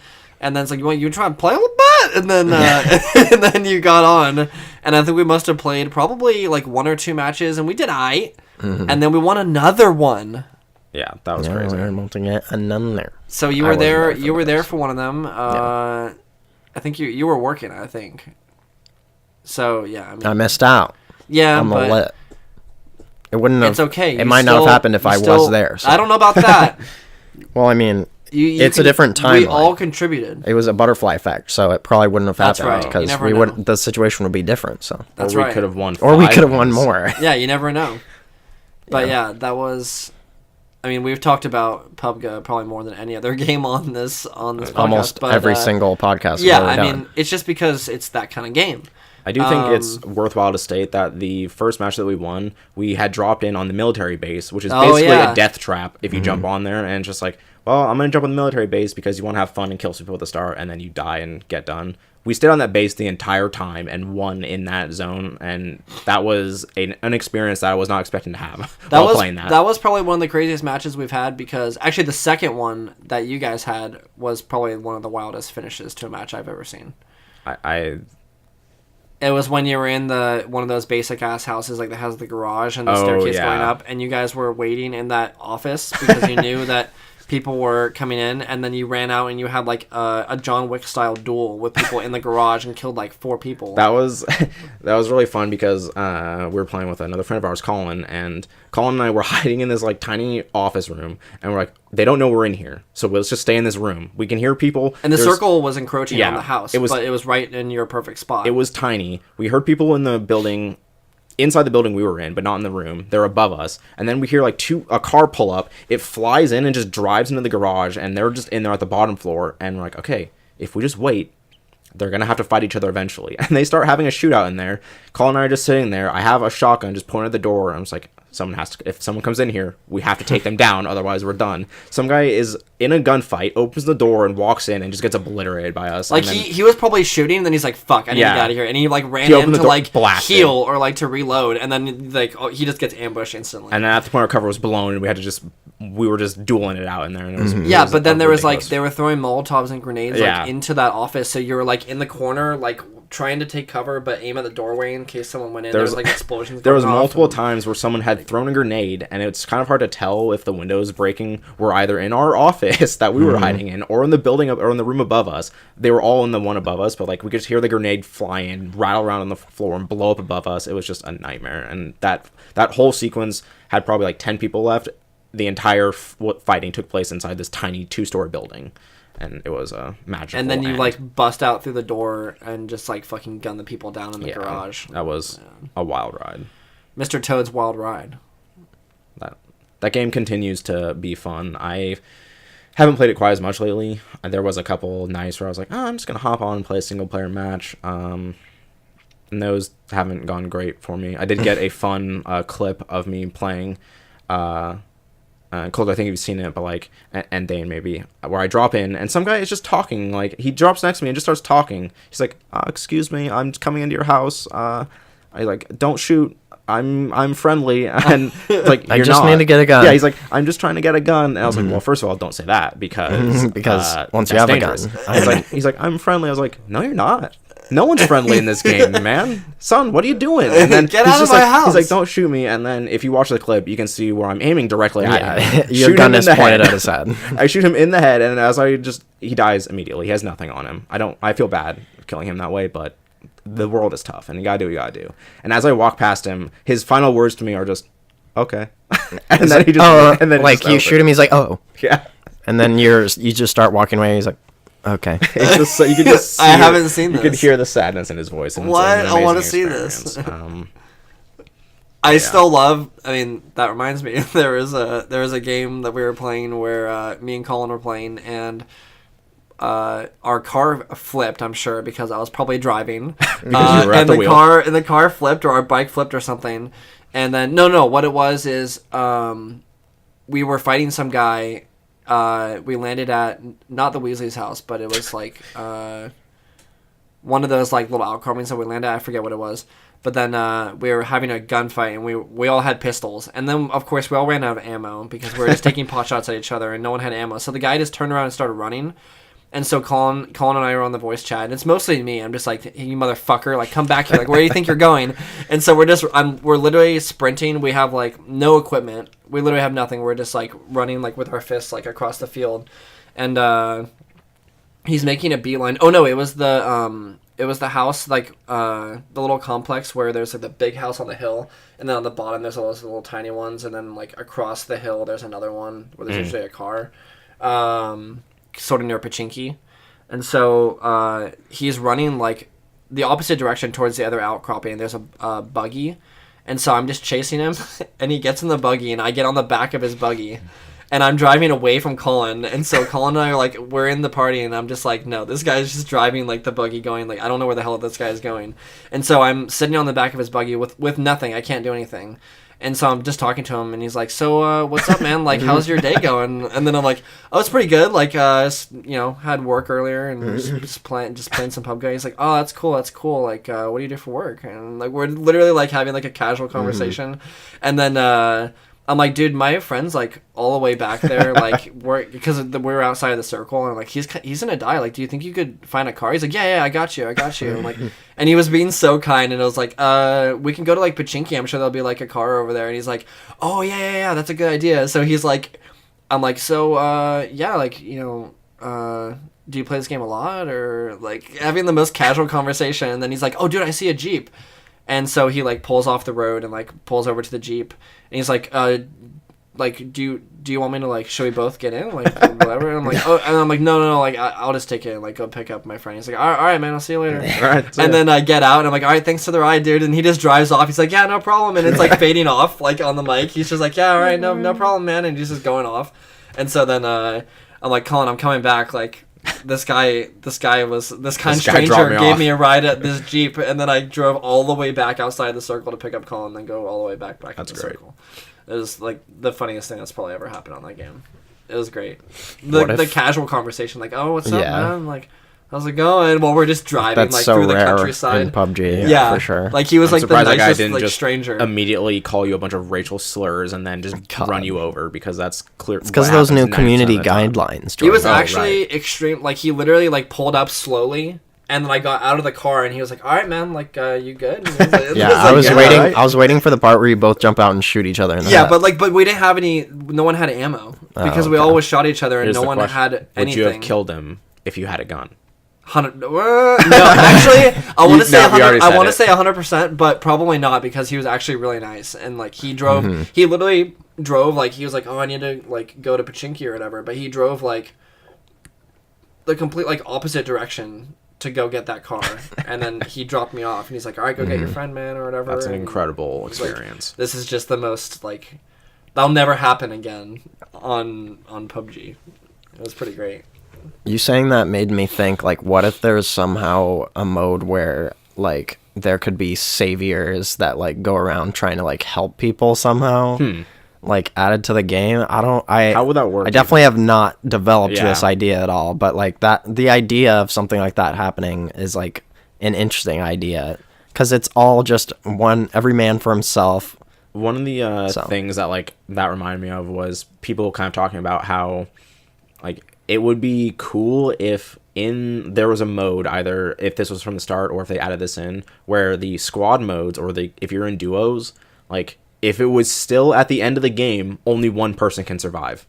And so like if you play together until the end, and then it's like, who's going to kill who at the end? Or like, are you going to kill your teammate early on and try to like kill them? Splinter Cell Conviction style. Like that, I think that would be really interesting to see, like a team dynamic like that, where it's like you can kill your teammate at any given time, but if your teammate's down, I mean, you're weaker. Or what if Hunger Games 1? Or what if like there's a squad mode where there's however many teams of 4, and then like, or however many, whatever size the team is, but then one person per team is a sleeper agent. Oh.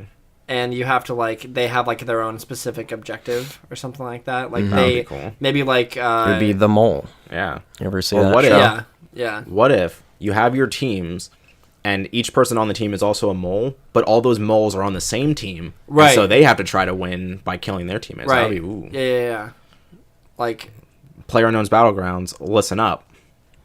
We've got some modes for you. I also think like there was that rumor of the zombie mode. Mm-hmm. That'd be kind of cool if there's like, that'd be fun. If there's like 10 survivors and then 90 zombies or something like that, or that'd like, be neat. Or even like 2080. Sure. That'd be pretty cool. Like 199. $199, $5.95, something like that. They're pretty cool. And like fun. When you, or maybe it could even be like 40, 60 or something like that. But once you die, you become a zombie. That'd be fun too. Yeah, and you like the idea of running around and finding like the other survivors and like working with them. That would be really dope. Yeah, because it could be the same thing now where it has proximity voice chat. So maybe you'd be running around and you'd hear someone be like, "Oh shit, they're coming into the house," and you can be like, "Oh wow, that person needs help," and you can like go over and try to help them, or you can be you could just yell help and like see if there's another survivor around somewhere. This game is the game we're talking about is called DayZ and has existed. Like that's what you're talking about right now. Probably. Yeah, it's on a much smaller, faster scale. But then. PUBG is what cool kids play, so sure. Yeah. No, I mean that it is pretty much DayZ, but if they were gonna do, they would have to be different. Like it wouldn't be as like like simulation based. It would be more just like an arcade, like Infection on Halo kind of thing, like where you die and it doesn't make any sense, but you suddenly respawn as a zombie and then you like. Well, it makes perfect sense because when a zombie kills a human, they become a zombie. It's just science. That's right, but maybe you'd respawn randomly. It's just science. You wouldn't respawn right where you died, maybe. Maybe. Who knows? Maybe, who knows? I don't know.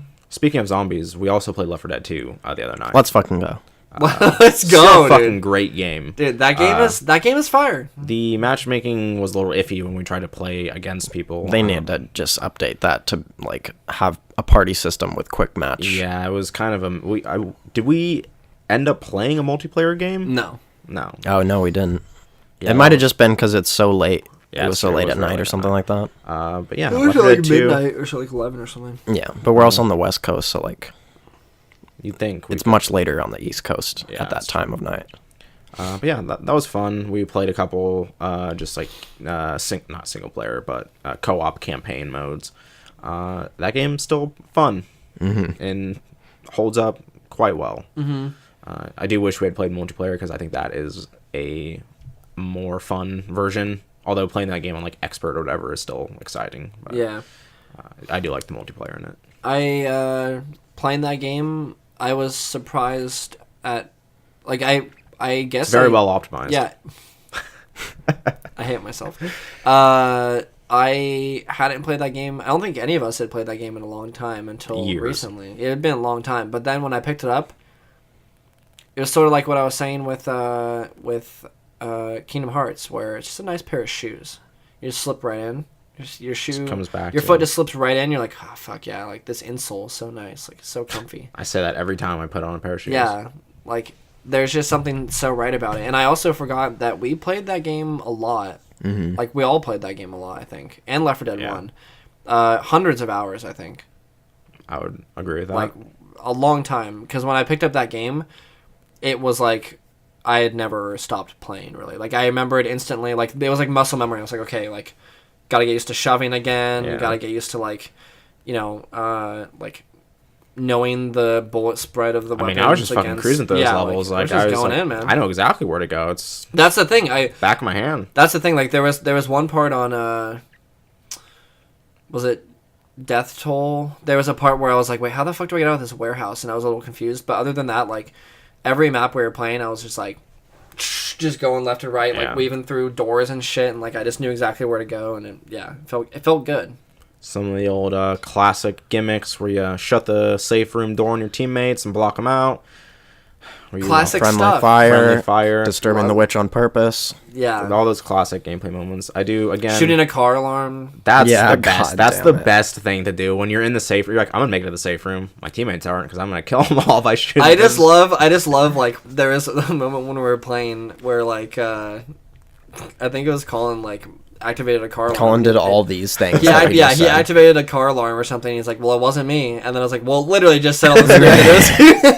Like it literally just pops up on like in big yellow font. It's like so and so alerted the horde. It's like, like don't try to say that you didn't do this. It literally tells me like in like the largest text possible that you did this. Yeah, that game is still a fantastic co-op experience. I love how it's still. I'm honestly surprised that game hasn't been aped more than it has been because that game forces cooperation so well. Like you're getting dragged away by a smoker, jockey, you're getting puked on by a boomer, like in some way you're somehow at a disadvantage that your teammates need to help you with. Like if you're puked on, you can't see where you're going. Zombies are running straight for you. Like you're gonna need to have someone on your team be like, okay, like someone help me in this corner. I'm getting fucked by like 1,000 zombies, and someone needs to come in and help you. Or like if a jockey jumps on you, he's gonna drag you towards a ledge, and someone has to shoot him before he pulls you off or something. Like it's very smart.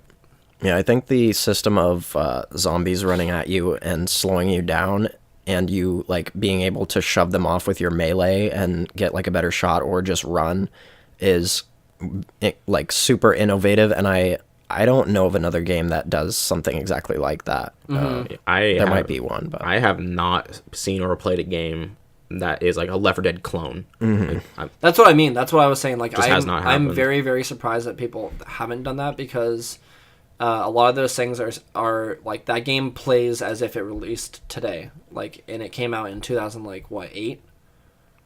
I have no clue. like that. 2000. It must have been either like late junior high, early high school for us. I want to say it was probably like 2008, 2009. I would believe that. Yeah, like that game's pretty old, and it's pretty well it optimized. plays great. Honestly. Runs like a beaut. It does. I mean, it's true. I mean, Other than the technical issues of setting up 380 an frames online per game, second. Oh my. Other than the server and issues also are fucked, but loading into a campaign, you have to like picking official dedicated server like doesn't work anymore or something like that. I don't know. Yeah, that was quite annoying, but Yeah. But overall, though, that game, When you're actually in the game, it's lit. yeah. that game is still great. Yeah. Hope we play more of that. I hope we can play multiplayer because I really want to play Yeah. that. But Me too. I'd be down to play more of that in general. Maybe some of the modded maps. yeah, I mean the one we did play on, because when you choose a server, it is joining whoever is hosting it, and that could be just a private person. We joined a server that had like modded guns, and like you get an MP5 instead of your mini Uzi or And it's whatever. literally just the skin of the MP5 and from COD it looks 4. like the MP5 is actually meant for a small child because the gun is not scaled correctly and it's very small in your hands and it just looks broken. But there was some weird shit with that, but overall, good. Yeah, good shit. All right, running about the same length as our video episode. Is there anything else you guys want to say? Coulter, have you Anything- been playing Just anything really quick. specifically? I've just been playing the same stuff that we've already talked about, Cuphead and PUBG and Rocket League, yeah, and Left 4 Dead. But in Rocket League, I was able to get to Platinum 3, which is the highest rank I've achieved thus far, which was exciting, but there's a lot of sorrow that comes with that when you play a lot of games and you get beat. It's insane, the level of at this point in the game, the fraction, like the goals that you get are such a slim margin. Like it's literally almost it. It's funny that we were talking about how Trent was like, "Oh, it's too random." It's like, okay, well, it's not random, but then once you get to a high enough level, it's like, okay, we both like went at the ball at the same time, and it just happened to go into the goal just because I decided to challenge like just a fraction of a second earlier or something like that. So, and then the other thing about it is that there's so many mind games. The game is so mental at this point once you get to a high enough level that it's more mental than making the shot or whatever. Yeah, it's more mental because at pretty much at this point, but physical is mental. on all levels but physical, I am Car. I am Car. I am Rocket Car. I am Rocket Boy. Yeah, so like pretty much at this level, everybody is like like mechanically perfect to some, not perfect because there's still like mess ups, and God knows I mess up a lot, especially when I get mad. Which is a lot at this level. But yeah, so it's pretty much just like whoever decides to challenge first and your exact positioning, because your positioning is so important, and like whether you choose to challenge or not challenge, and like it's so like mind gamey and you can fake people out and stuff like that.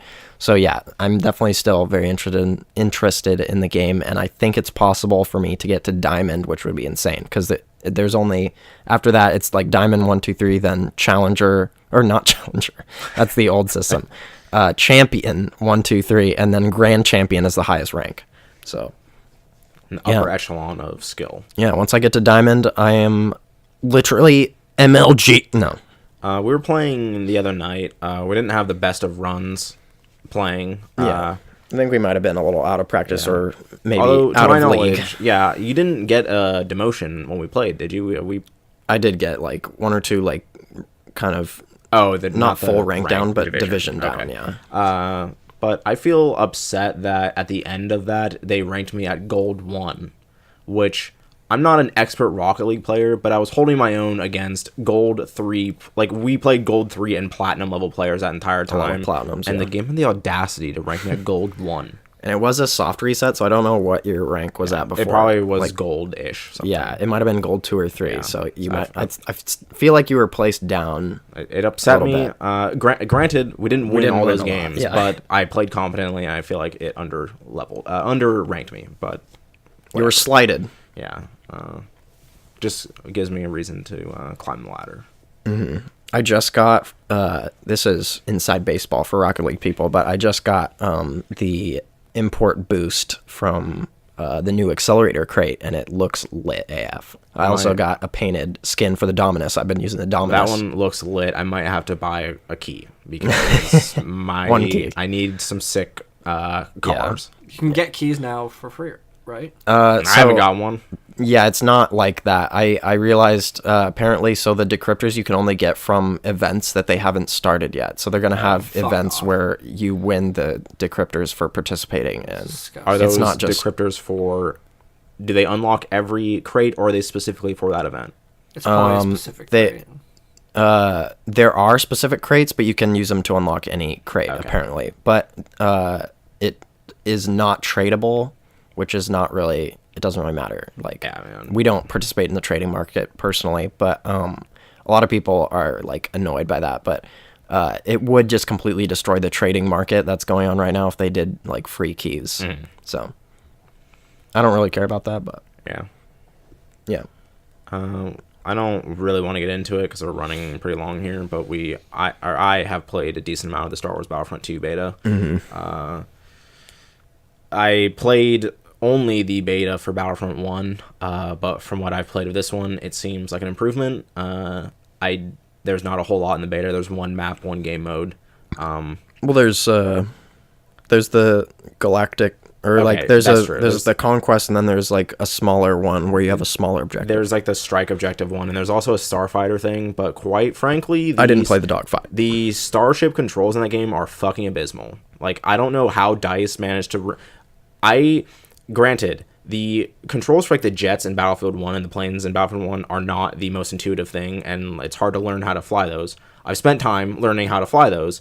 I play this game, like, normally in those games, you can move your ship left and right, or kind of like up and down a little bit with the left stick, and like all your like pitching and rolling and stuff is on the right stick, so you can like turn and like flip up and down stuff using the right stick.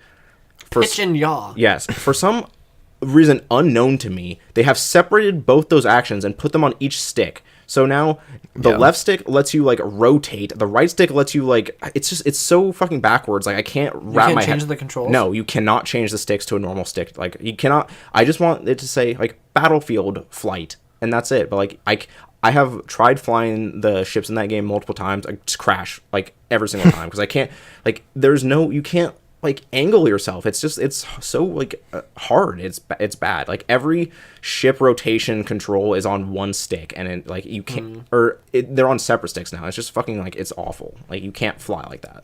And it makes me upset because I like flying in those games. Yeah. But other than that, the game is fun. That could be something they can fix in post. Yeah, you would hope. I would. Yeah. But we'll see. There's a lot of cool stuff in that game. Different classes now, which I don't think they had in the last game, or you can at least like change your loadout in the last game, but this one has like straight up new classes. Yeah. The heroes were pretty fun, and yeah, I don't know. It seemed fun. I would like to see more, but the beta didn't have it. Yeah. I think it would be fun to play with friends, but I'm not confident that you guys are going to get this game. I'm more inclined to buy it now than I was. Although even before, like the previews that had been coming out were like more positive, and they have more stuff in this game. How does it run on PS4? Well, perfectly. 60? I don't know. It's hard to say in that game. It's probably 30, if I'm being honest. But yeah, it's hard to tell. So I was gonna say, like, I'd be down to buy it on any. I'd want to buy it on PC, but that would be my preferred platform. But also, honestly, one of my other complaints in that game is like the gun controls are not like, they're very loosey goosey. You don't aim down sights in that game. You you do like a scope zoom. in a little bit, and like the that was the same thing in the first one. Yeah, and you can't just like, you can't pinpoint a shot from far away because the bullets like fly at awkward, like they don't go straight, they move, and like they are like fire at like angle just so you can't get perfect accuracy, which is a little annoying but makes sense, I guess, in the Star Wars universe. I guess that explains why everyone's a fucking awful shot in every movie, because the guns are shit, blasters are shit. But I don't know, it's fun. It looks really nice on PS4 Pro at least. I played it on PC. Those leaf effects. There are a lot of fucking leaves in that game, Dude, and it also bothered me. Like, there's so many. It's almost too much. Like, because it's on Naboo, right? Yeah. So yeah, when I was playing on Naboo, it was like, how many fucking leaves are all on the ground here, man? Yeah. Like, they're everywhere. That's definitely I'm one about of the to have things a stroke. I'm gonna fucking freak out. I have some epilepsy from these leaves, man. Yeah. Honestly, playing on the console, every time I just wish they had like just the bare minimum of graphic like options to change, like turn off motion blur, turn off like, you know, just like other shit that's happening that is like not beneficial really, or doesn't like it like things that are beneficial maybe to some people like motion blur, but a lot of people don't, and like I wish I had the option to change that. Yeah. It doesn't, but it looks good. Yeah, there's just like, that game has just leaves and like doves like flying around, and just like, why are there so many things flying in the sky? Like, I get you want to make it look really pretty, but like, it looks nice, it looks fantastic, but also stop. I don't need to see leaves flying every fucking 4 inches in this like game. I'll say one thing that game has going for it is the visuals and like the style, like incredible. Just even in the first Battlefront game, like I've told Coulter this before, it looks and plays very well. There was just nothing to do in it. Yeah. And like I got really bored of doing the same thing over and over again. I didn't really have a problem with the gameplay at all. I actually thought the gameplay was pretty good. But yeah, if they fix the content issue, if they fix the content issue, have more meaningful progression, more maps, like just more everything, then I'll buy it. Yeah, they do. I can definitely, like, the character progression in that game is like next to nothing. You can like unlock loot chests and get like modifiers, which I think is like dumb. Like, yeah, each character has like 6 unique abilities, or they have 3 abilities, but you can get 3 modifier cards that completely change those abilities. You can only get those out of a loot chest, which is that's like, kind of fucked. I don't want to have to fucking do that, because I want to be able to change my character and play them how I want. Yeah. Also, the guns are in loot chests. The attachments for like some of the guns are in loot chests. Mm-hmm. Everything is in a loot chest. Like, it's the loot chests are fine if they're purely cosmetic, but when they are actively changing like how you can play the game, like that annoys me a lot. Yeah, that's upsetting. From what I remember, Coulter, in the first one, wasn't it like you could unlock like different like heads for your characters and like different like skins and stuff? But yeah, like it was pretty much all cosmetic in the first one. Everything else was just, I think you got through just leveling up, right? Yeah, like when you level up, you can get and better star cards, which are abilities. Right. Yeah. Like, but you didn't have to like get them through chests randomly or anything like that. Yeah. So it seemed fine. I think it had like a point system where you like buy stuff. Yeah. Yeah. I don't know. I mean, the music is great. The sound effects are great. Like everything. Like, it looks like you're literally playing a Star Wars movie. Yeah. Which is definitely the appeal. I think they're doing some weird things with, like, the stormtroopers fighting or the clone troopers fighting the droids on Naboo. Like, that didn't happen. I don't know. I don't care, quite frankly. I mean, it's not I'm like... I'm pretty sure Han Solo was in that battle, too. It's not a problem. It's just, like, is. there's weird, like... weird things happening, also, and it's just yeah, like, what Boba if we throw Fett is there? What if we Yeah. throw Rey in there? And it's like, Yeah. that's fine. Like, And like that's fine. Like I don't care about like the continuity of it. I don't care either. But- It's just unusual. I think it's weird that Yeah. like they had so much of a focus on making everything like laser accurate and precise on like the style and everything, especially in the first one. They're like, no, Han Solo wore his like brown pants at this battle or something like that, and now it's like, you know, fucking Rey is killing Like droids. I wonder if and- that's just strictly for the beta, because when people see it, like a lot of people are gonna be like, I know Rey, like that's awesome, and like those are like that's big true. names, like. That's but true. also, I felt weird that the one map they wanted to show in the beta was like Naboo. Like why wouldn't like they're It's because it's pretty. They're probably holding their cards Disney close to their and like chest. is like very intent on making sure people are just like they don't give a shit about what happened in Star Wars before. Like they want people to focus on what's happening in Star Wars now. So why wouldn't they choose like a newer like? I wish they'd showcased like a current. You can go to timeline. Takodana. I think it's probably because Well, in the actual game, like I wish in No, in the beta. in where There's the, because there's the Naboo thing, and then there's a different game type where it's on Takodana in Maz's Okay. castle. Did you I play that? didn't play that game type Okay. because I want to play the game type that has like the most players in, and that was the Galactic Conquest. It's like 20 on 20. But yeah, I just thought that was weird because like everyone's seen like the droids and stuff before. Like also the droids suck as the characters to play as because they all look the exact same. they look like shit. Like I hate playing them and seeing like here's my fucking spindly ass robot arm. Like Yeah. it looks like crap. Yeah. Those robots suck. It's funny. They're comical. They are, and their voices are comical in this one. Yeah. too. But all right. Anyways, Fuck that game. No, Wait, whoa. just kidding. any closing thoughts? Not Fuck really, yourself other out. than we didn't talk about the SNES Classic. Oh fuck. Okay, Coulter, your review. It's unopened because I wasn't sure if I was gonna flip it or not. Oh, but you're I've not. played But it. I'm probably not going to. I want to play Super Metroid and Link to the Past wanna and Yeah, maybe some other stuff. play Yeah. it. You can have mine. Just kidding. Oh. take Guys, it we home. should do a video of us playing some SNES games. Sure. Maybe we can do that. I'm not sure of the technical. Yeah, that's true. It's got an HDMI. We should just play some SNES games together for fun. Okay. There's a couple co-op games in there. Yeah, and it comes with your controllers. Does it have 3 ports? Nah. Good question. It might support a splitter. I think there are 4-player games in there.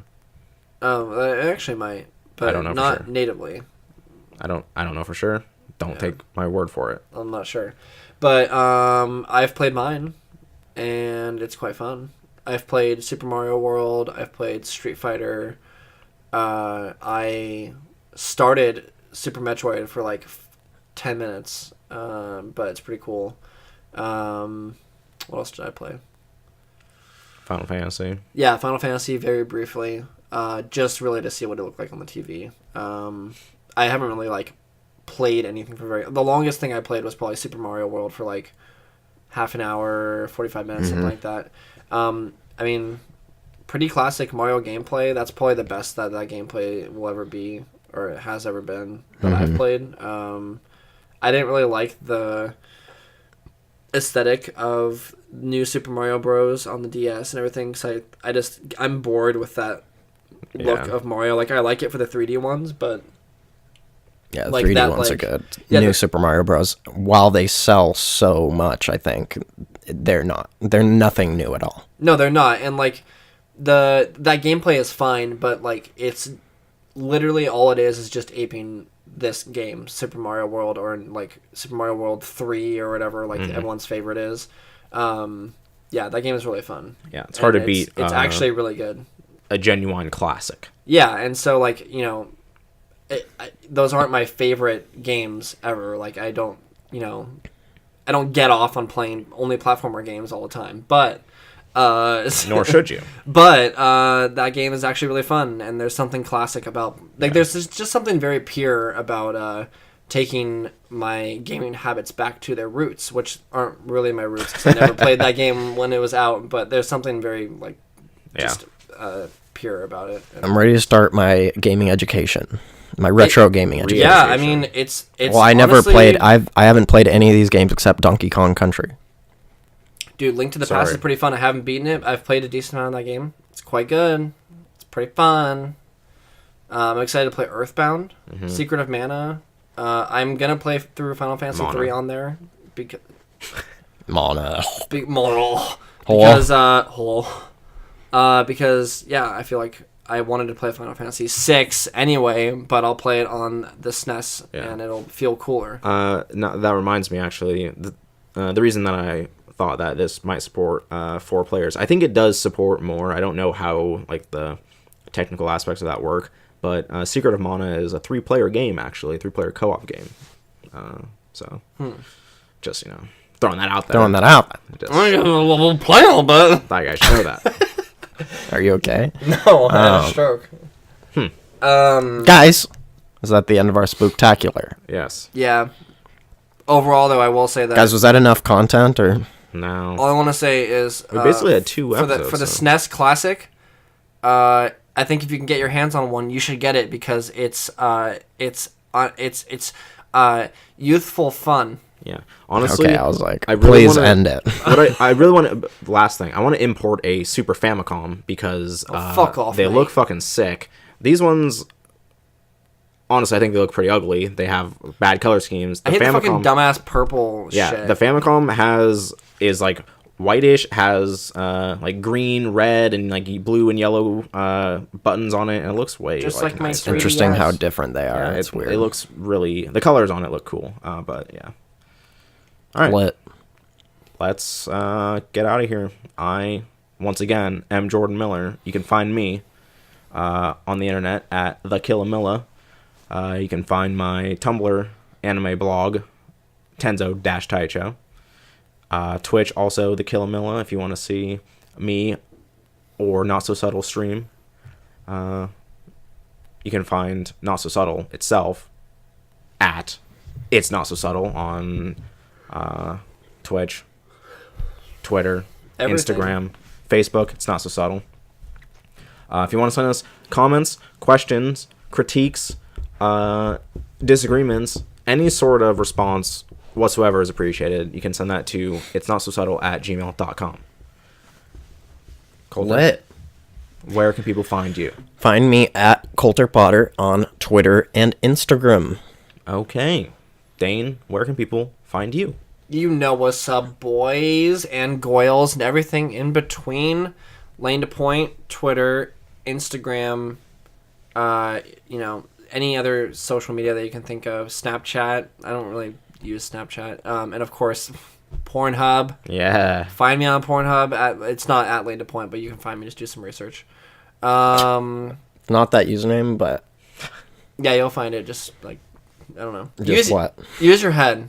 All right.